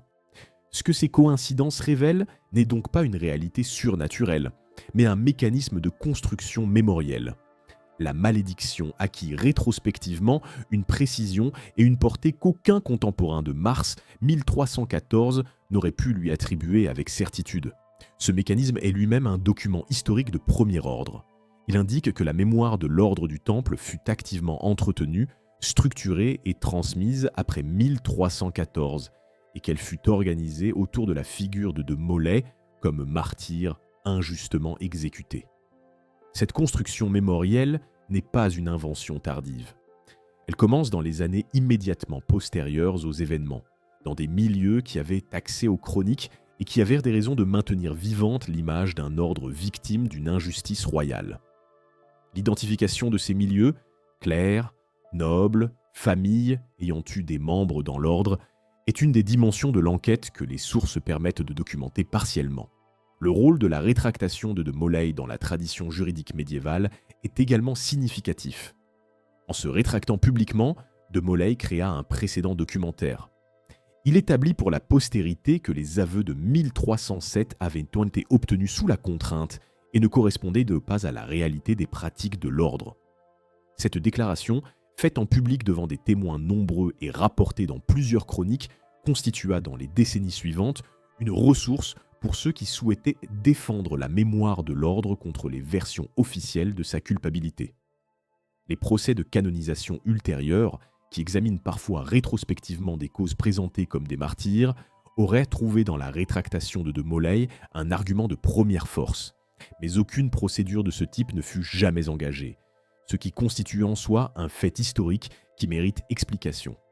L'absence de procédure de réhabilitation formelle pendant les 2 siècles qui suivirent la dissolution est révélatrice de la complexité politique de la question.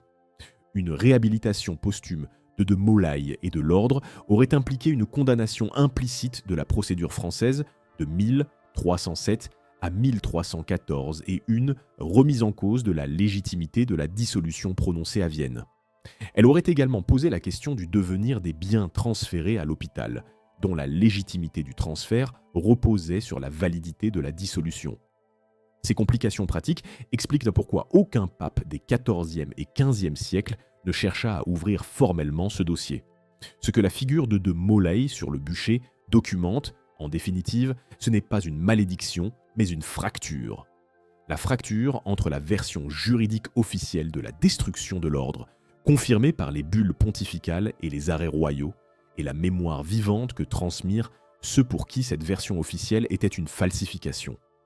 Cette fracture est le milieu dans lequel la légende templière put se développer pendant les siècles suivants, non pas à partir du vide, mais à partir d'une contestation réelle, documentée et contemporaine des événements.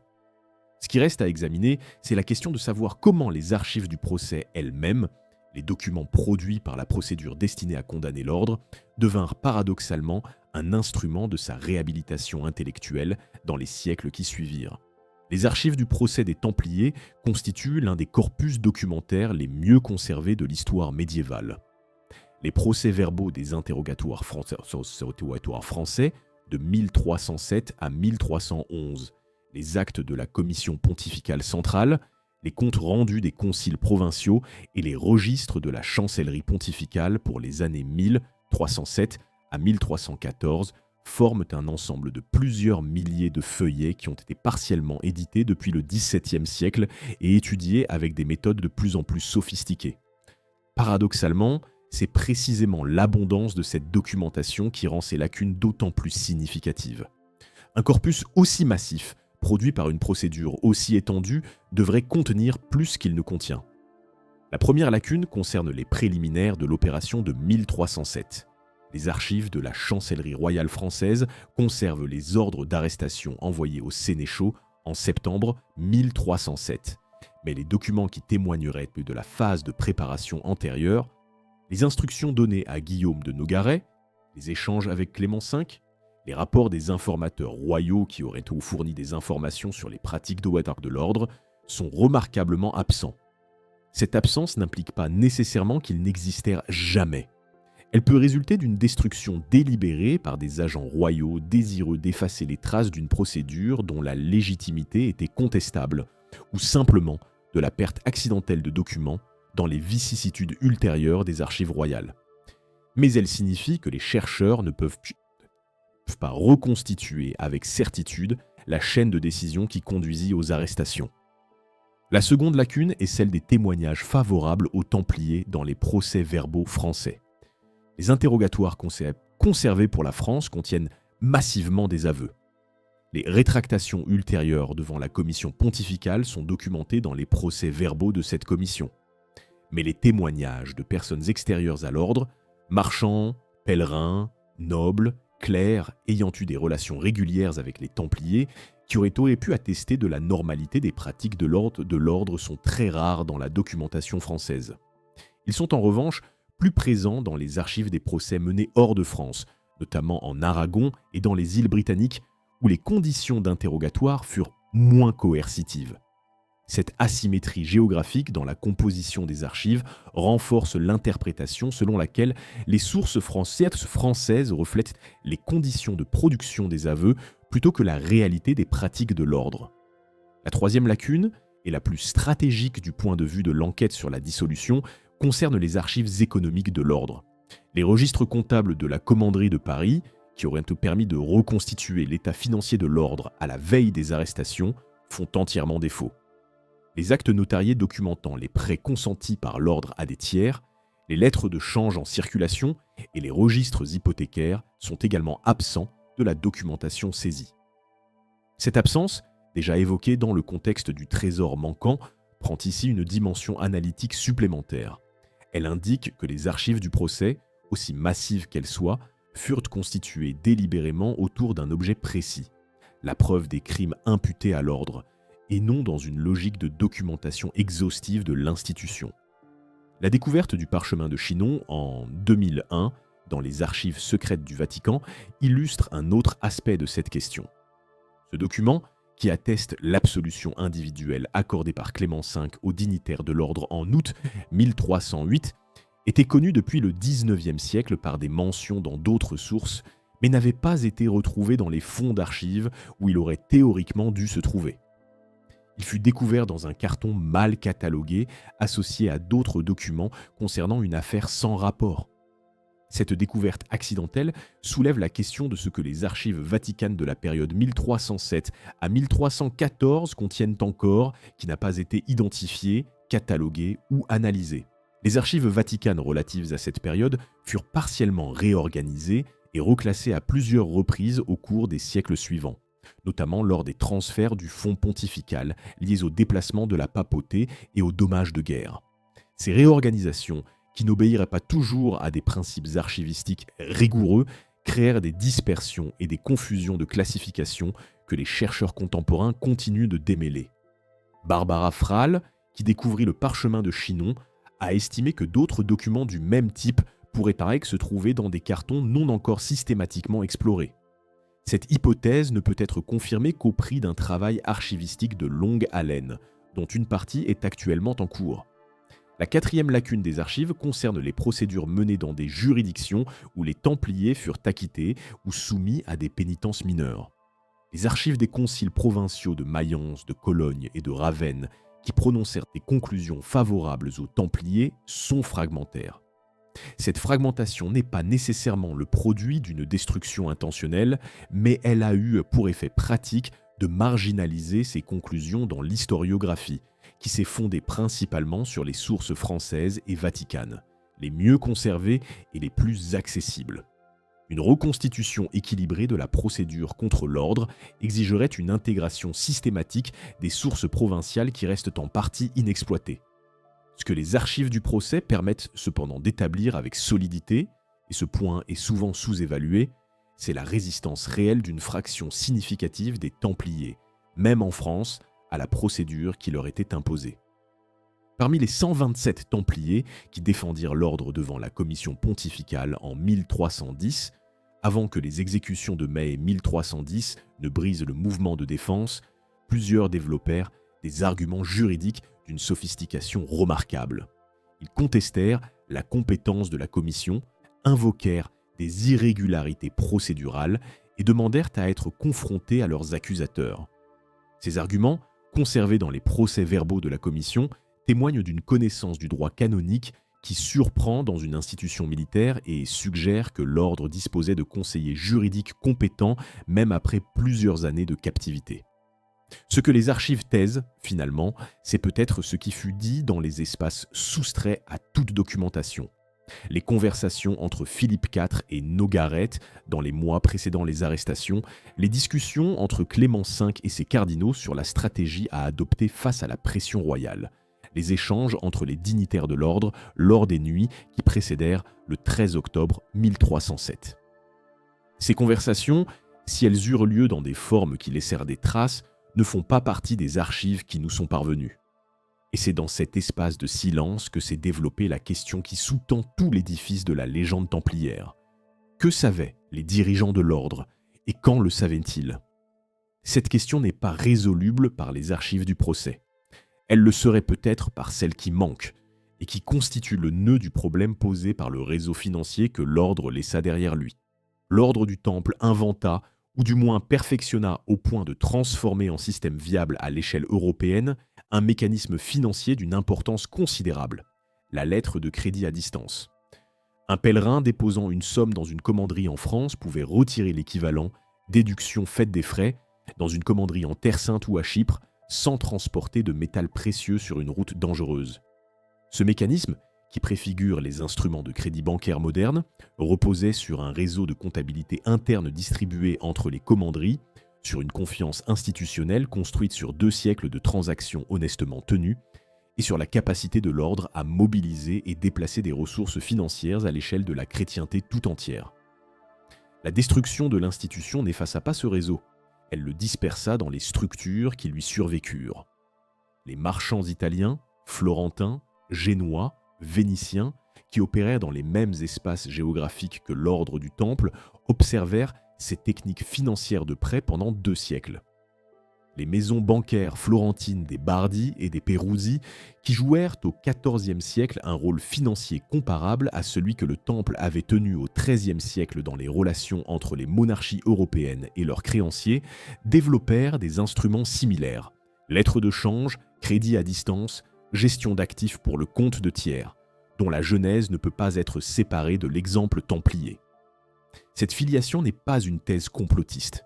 Elle est une question d'histoire économique que plusieurs historiens de la finance médiévale, dont Raymond de Rouver dans ses travaux sur les techniques bancaires médiévales, ont posé explicitement. La question de l'héritage des créances templières se pose de manière concrète dans plusieurs dimensions. La première concerne les prêts aux souverains.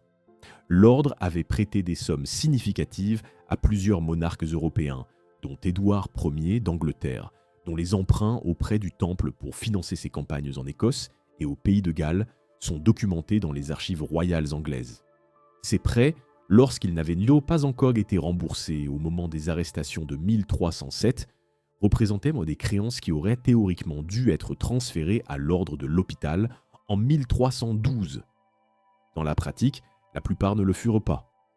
Les débiteurs royaux ne se précipitèrent pas pour honorer leurs obligations envers un créancier en cours de dissolution, et les hospitaliers, comme il a été dit, ne disposaient pas des archives nécessaires pour documenter l'intégralité de ces créances.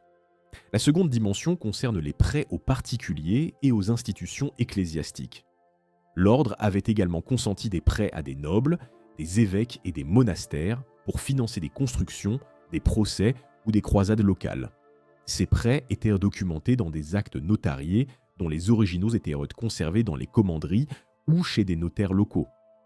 Lorsque les commanderies furent saisies, certains de ces actes furent confisqués avec le reste des archives, mais leur exploitation par les agents royaux dans une logique de recouvrement de créances ne fut pas systématique. Les actes conservés chez des notaires indépendants continuèrent d'exister sans que personne ne fût clairement habilité à les faire valoir. La troisième dimension, la plus difficile à documenter, concerne ce que les historiens de la finance médiévale appellent les créances implicites, des obligations non formalisées dans des actes écrits fondés sur des pratiques coutumières de dépôt et de crédit. Un marchand qui avait l'habitude de déposer des fonds dans une commanderie et d'en retirer l'équivalent dans un autre pays se trouva, après 1307, privé d'un service qu'aucune institution comparable n'était encore en mesure de lui fournir de manière aussi fiable. Ce vide dans l'offre de services financiers à l'échelle internationale, créa une demande à laquelle les maisons bancaires italiennes répondirent dans les décennies suivantes, non pas en héritant formellement des créances du Temple, mais en héritant de sa clientèle et de ses marchés. La question de la relation entre la dissolution du Temple et l'essor des grandes banques italiennes du XIVe siècle est ainsi posée par l'histoire économique comme une question de substitution et d'héritage fonctionnel plutôt que comme une question de transmission directe d'actifs. Ce n'est pas que les Bardi héritèrent du carnet de clients du Temple, c'est que la disparition du Temple laissa un espace fonctionnel dans le système financier européen que des acteurs préexistants mais secondaires purent occuper. Cette substitution s'accompagna d'une absorption de compétences. Plusieurs anciens agents financiers de l'ordre, des frères servants laïcs, des clercs associés, des agents locaux rémunérés, migrèrent vers d'autres structures financières après 1307, emportant avec eux un savoir-faire pratique que les archives ne documentent pas directement, mais que la continuité des pratiques financières européennes suggère.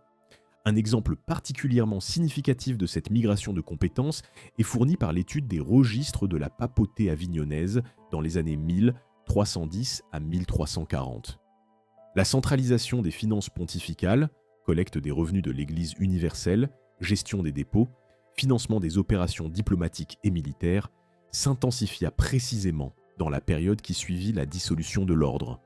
Les structures que la papauté avignonnaise développa pour gérer ses flux financiers présentent des similitudes fonctionnelles avec le réseau templier. Et plusieurs des familles de banquiers italiens qui travaillèrent pour la papauté avignonnaise avaient des liens documentés avec les commanderies templières dans les décennies précédant 1307.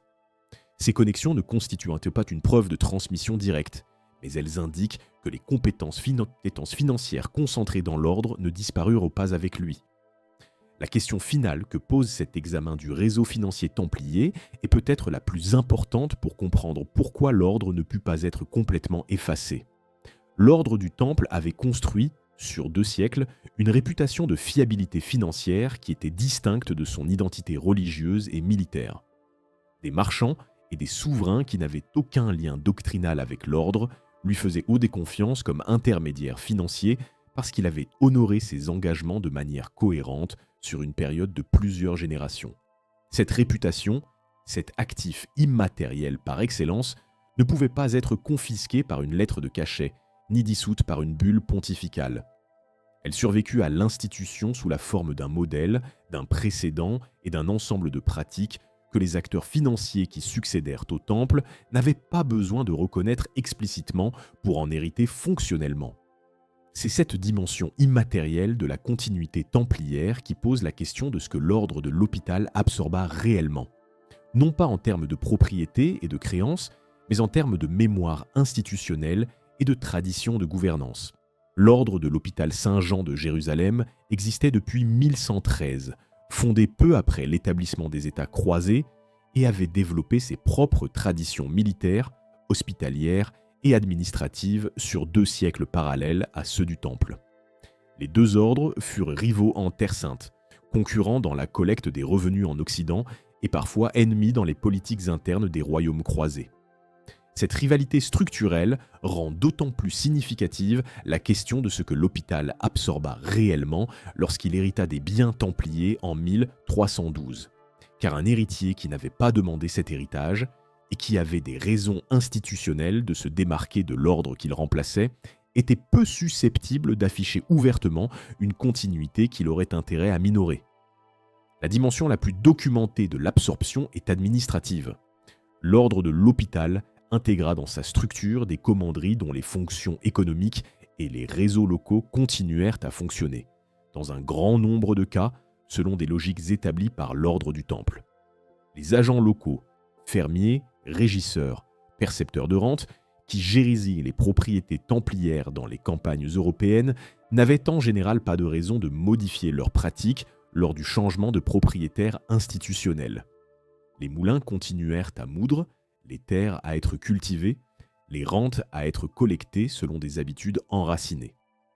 Cette continuité pratique, invisible dans les archives institutionnelles, est attestée par les registres fonciers locaux dans plusieurs régions d'Europe.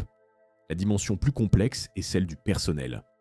Comme il a déjà été noté, L'hôpital absorba un nombre limité de Templiers formellement recrutés. Mais il intégra, via les propriétés, un ensemble de personnel laïque associé aux commanderies. Sergents, écuyers, artisans, clercs notariaux, agents commerciaux. Ces personnes n'appartenaient pas formellement à l'ordre du Temple, mais elles avaient acquis leurs compétences dans son cadre et en connaissaient les pratiques. Leur intégration dans les structures hospitalières constitue un canal de transmission des savoir-faire templiers que les archives institutionnelles ne permettent pas de quantifier précisément, mais que la logique économique rend inévitable. La dimension la moins documentée et la plus contestée est celle de la transmission de pratiques rituelles ou symboliques.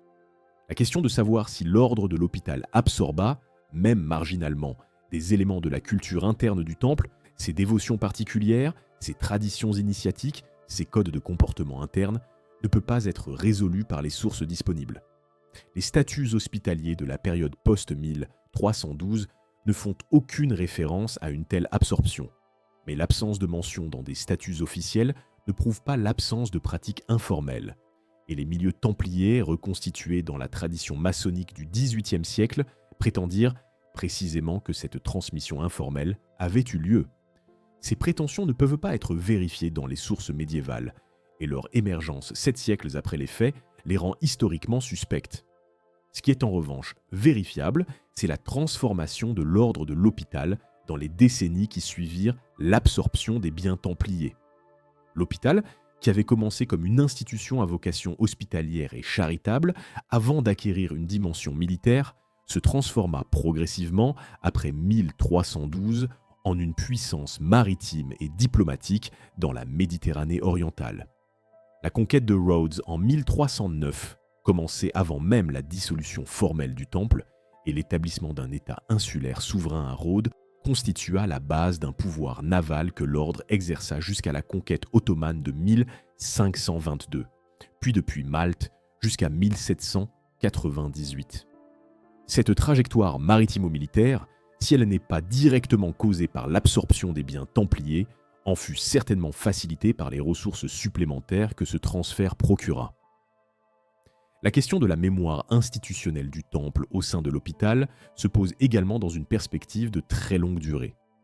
L'ordre de Malte, héritier direct de l'hôpital de Rhodes, développa au XVIe siècle une historiographie qui présentait les deux ordres comme complémentaires plutôt que comme rivaux, et qui intégrait la figure des Templiers dans une narrative de la chrétienté militante dont les hospitaliers étaient les continuateurs. Cette réhabilitation partielle de l'image des Templiers par leurs héritiers institutionnels est elle-même un document sur la manière dont la mémoire de l'ordre fut gérée à long terme. Dans les royaumes ibériques, la question de la mémoire institutionnelle prend une forme différente et mieux documentée. L'ordre du Christ au Portugal et l'ordre de Montessa en Aragon maintinrent de manière variable, mais réelle, une conscience de leur filiation avec l'ordre du Temple. Les chroniques portugaises du XVe siècle, qui retracent l'histoire de l'ordre du Christ, mentionnent explicitement sa continuité avec le Temple. Cette auto-présentation officielle est elle-même un acte de mémoire institutionnelle qui distingue radicalement les situations ibériques de la situation française, où aucune institution ne revendiqua jamais ouvertement un héritage templier. La dimension la plus subtile de la mémoire institutionnelle concerne la transmission d'une certaine conception de l'autonomie de l'ordre vis-à-vis des pouvoirs séculiers. L'ordre du Temple avait développé, sur 2 siècles, une pratique d'indépendance opérationnelle qui lui permettait de fonctionner à travers plusieurs royaumes sans être pleinement subordonné à aucun d'entre eux. Cette indépendance reposait sur la protection pontificale directe, sur la diversification géographique de ses ressources et sur une culture institutionnelle qui valorisait la cohésion interne par-dessus la fidélité à un souverain particulier. Les ordres, qui succédèrent au Temple dans différentes parties de l'Europe, héritèrent de façon diverse de cette conception. Le plus fidèlement dans le cas de l'hôpital, qui maintint une indépendance relative vis-à-vis de tous les souverains de la Méditerranée orientale pendant plusieurs siècles, le moins fidèlement dans le cas des ordres ibériques, qui furent progressivement absorbés dans les structures monarchiques nationales. Ce que l'examen de la mémoire institutionnelle révèle finalement, c'est que la dissolution de l'ordre du Temple fut un acte juridique complet, mais un acte mémoriel incomplet. L'institution fut supprimée. Son nom disparut de la liste des ordres reconnus par Rome. Ses membres furent dispersés. Mais la mémoire de son existence, de ses pratiques et de ses réseaux continua d'être portée par des individus, des institutions et des textes qui résistèrent à la logique d'effacement total que Philippe IV avait voulu imposer. Et c'est précisément cette résistance mémorielle qui explique pourquoi, 7 siècles plus tard, la question de ce que l'Église ne put pas effacer reste ouverte, non comme un mystère sans réponse, mais comme une question historique dont les réponses partielles révèlent autant sur les limites du pouvoir médiéval que sur la nature de l'institution qu'il chercha à détruire. La dissolution de l'ordre du Temple en 1312 fut un acte d'une efficacité pratique considérable et d'une fragilité doctrinale remarquable. L'institution fut supprimée, ses biens dispersés, ses membres contraints de chercher d'autres cadres de vie. Mais Rome ne parvint jamais à inscrire dans son droit canonique une condamnation définitive, établissant que l'ordre avait été hérétique. Cette incapacité n'est pas anecdotique, elle constitue le nœud central du paradoxe que l'enquête a progressivement mis en lumière. Si l'ordre avait réellement pratiqué les abominations décrites dans les actes d'accusation, reniement du Christ, adoration d'idoles, souillure rituelle, la papauté aurait eu non seulement le droit, mais l'obligation canonique de le condamner formellement. L'absence de cette condamnation est donc, en elle-même, un aveu d'insuffisance des preuves. La procédure canonique médiévale en matière d'hérésie prévoyait plusieurs degrés de décision. Une décision au premier degré, provisoire et procédurale, pouvait ordonner la suspension d'une institution en attendant la conclusion de l'enquête.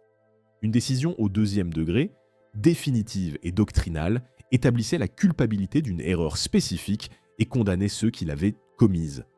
La bulle Vox in excelso appartient explicitement et délibérément au premier degré.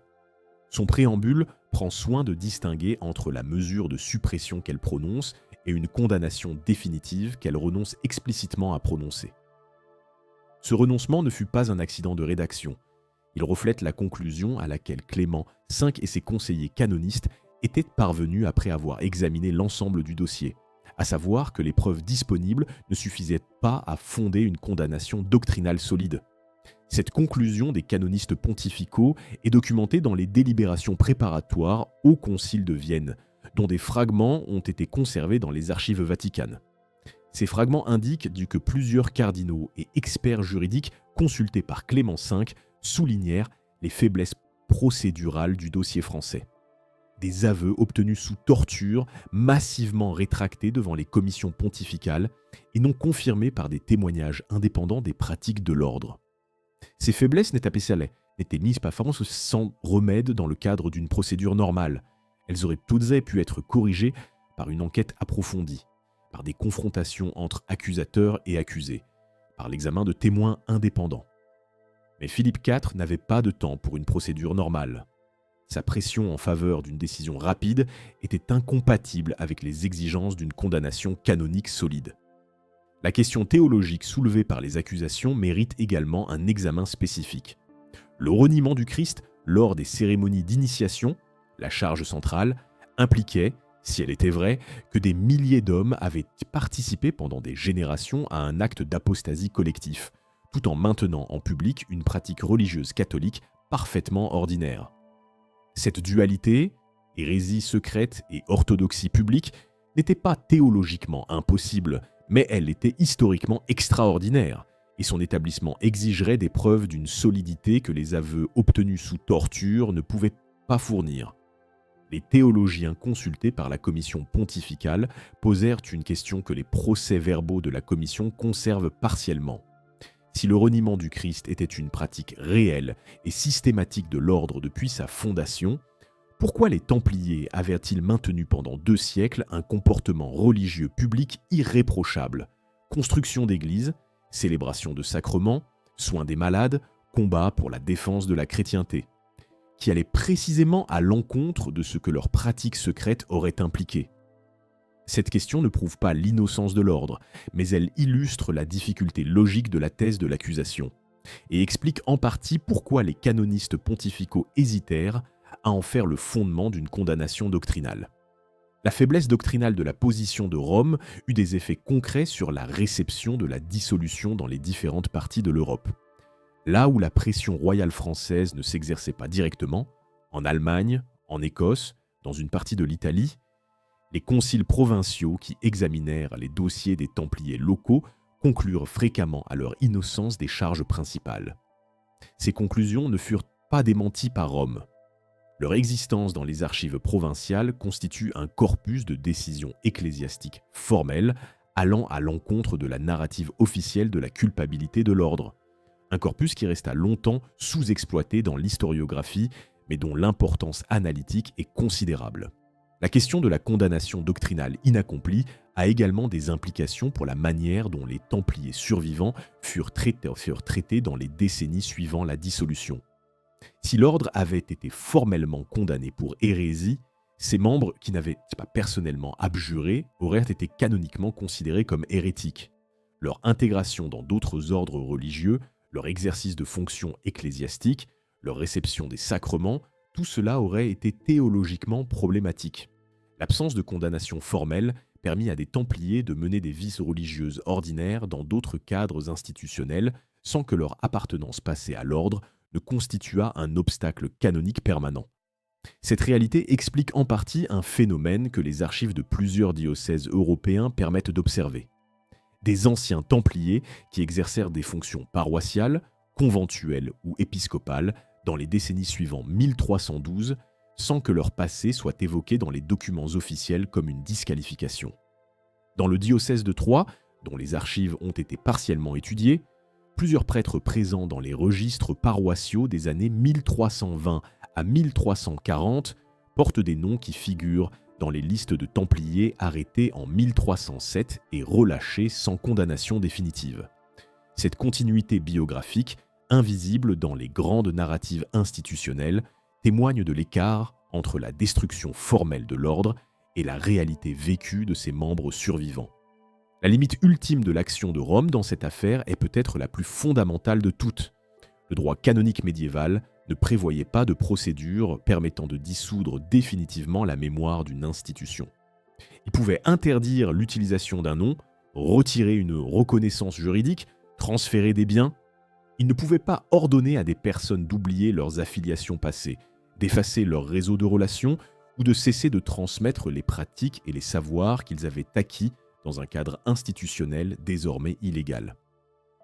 Cette limitation du droit canonique, qui est en réalité une limitation de tout droit positif face à la réalité sociale, est la raison profonde pour laquelle Rome ne put jamais écrire la condamnation définitive que la logique de la procédure semblait appeler.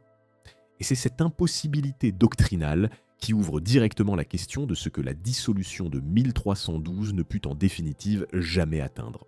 La dissolution de l'ordre du Temple, prononcée à Vienne en 1312 et consommée par l'exécution de Jacques de Molay en 1314, aboutit à la suppression d'une institution. Elle ne parvint pas à effacer la réalité de ce que cette institution avait construit. L'enquête menée à travers les archives du procès, les registres des transferts de biens, les actes des conciles provinciaux, les documents financiers et les sources pontificales permet maintenant de formuler avec précision ce que la dissolution laissa intact, non pas comme une légende ou une survivance mystérieuse, mais comme une réalité documentée dont les contours sont traçables dans les sources. La première chose que la dissolution ne détruisit pas, ce sont les structures économiques construites par l'ordre pendant 2 siècles. Les commanderies templières avaient transformé des zones rurales dans toute l'Europe, développé des techniques agricoles, construit des moulins, des ponts et des routes, établi des marchés périodiques et structuré des réseaux de collecte et de redistribution de revenus. Ces infrastructures physiques et économiques survécurent à leurs constructeurs institutionnels. Elles furent reprises par l'hôpital ou par des pouvoirs séculiers locaux, mais elles continuèrent à fonctionner selon des logiques que les Templiers avaient établies. Dans plusieurs régions de France, d'Espagne et d'Italie, des villages qui portent encore aujourd'hui dans leur nom une référence au temple, le Mas du Temple, Temple Mars, Temple Guiting, conservent une trace toponymique de cette présence économique. La seconde chose que la dissolution ne détruisit pas, ce sont les réseaux de personnes qui avaient constitué l'armature humaine de l'ordre. Les frères qui survécurent au procès, les non condamnés, les acquittés provinciaux, ceux qui intégrèrent d'autres ordres ou retrouvèrent une vie séculière, emportèrent avec eux des relations, des connaissances, des savoir-faire et des mémoires que la dissolution ne pouvait pas confisquer.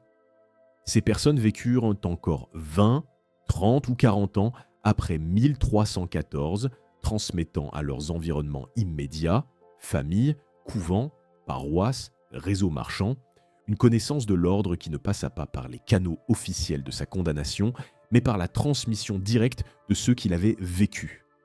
La troisième chose que la dissolution ne détruisit pas, c'est la légitimité doctrinale de l'ordre.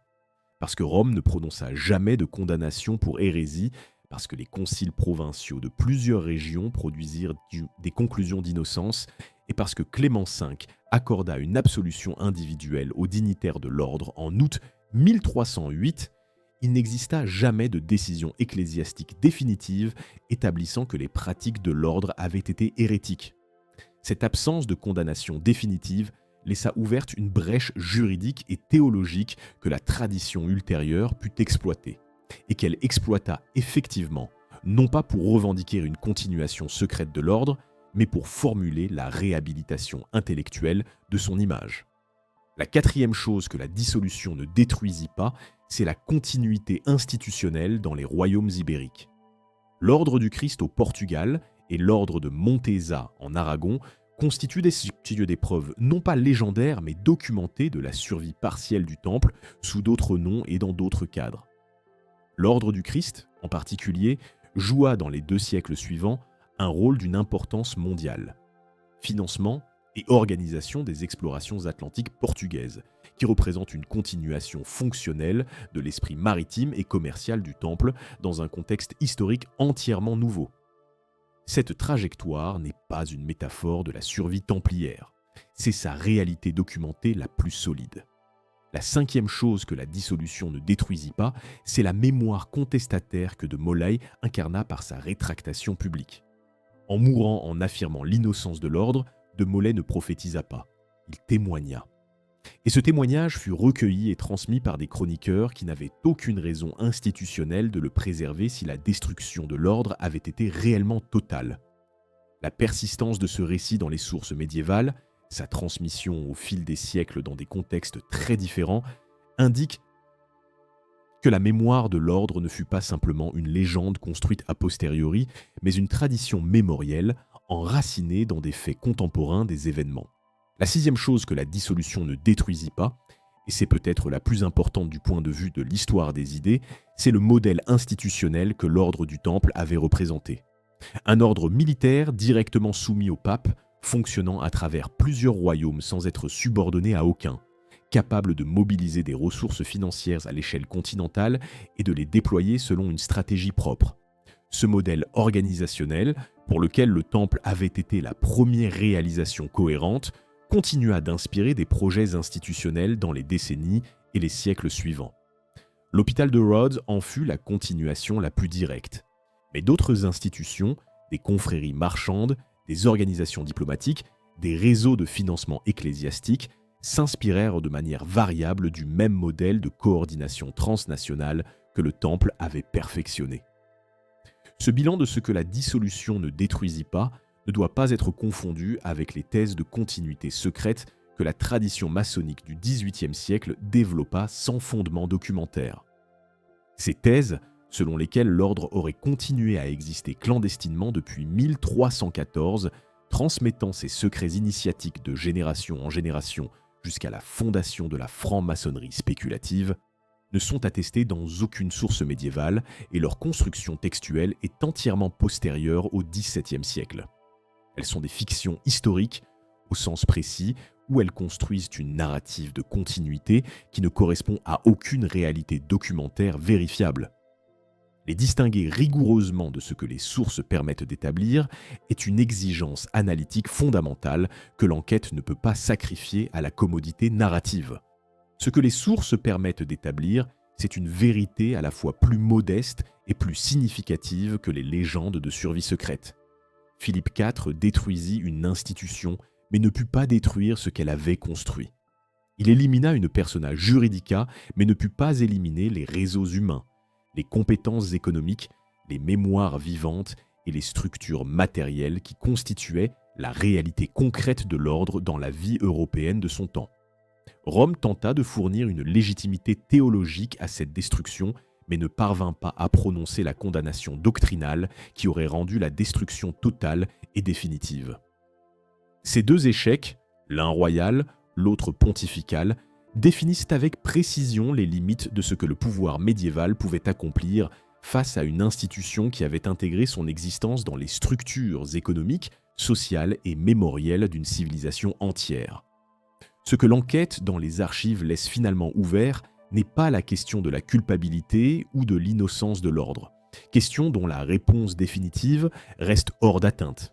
C'est la question de savoir dans quelle mesure la résistance à l'effacement que le Temple opposa, par ses réseaux persistants, ses continuateurs ibériques et sa mémoire contestataire, influença la manière dont les pouvoirs politiques et ecclésiastiques conçurent par la suite la relation entre l'État et les institutions qui lui échappaient. Car si 1312 fut un succès pour Philippe IV, ce fut un succès dont les limites visibles plaidaient contre sa répétition, et dont l'examen minutieux, 7 siècles plus tard, révèle non pas le triomphe d'un roi sur un ordre, mais la trace durable de ce que ni un roi ni un pape ne purent, en définitive, atteindre.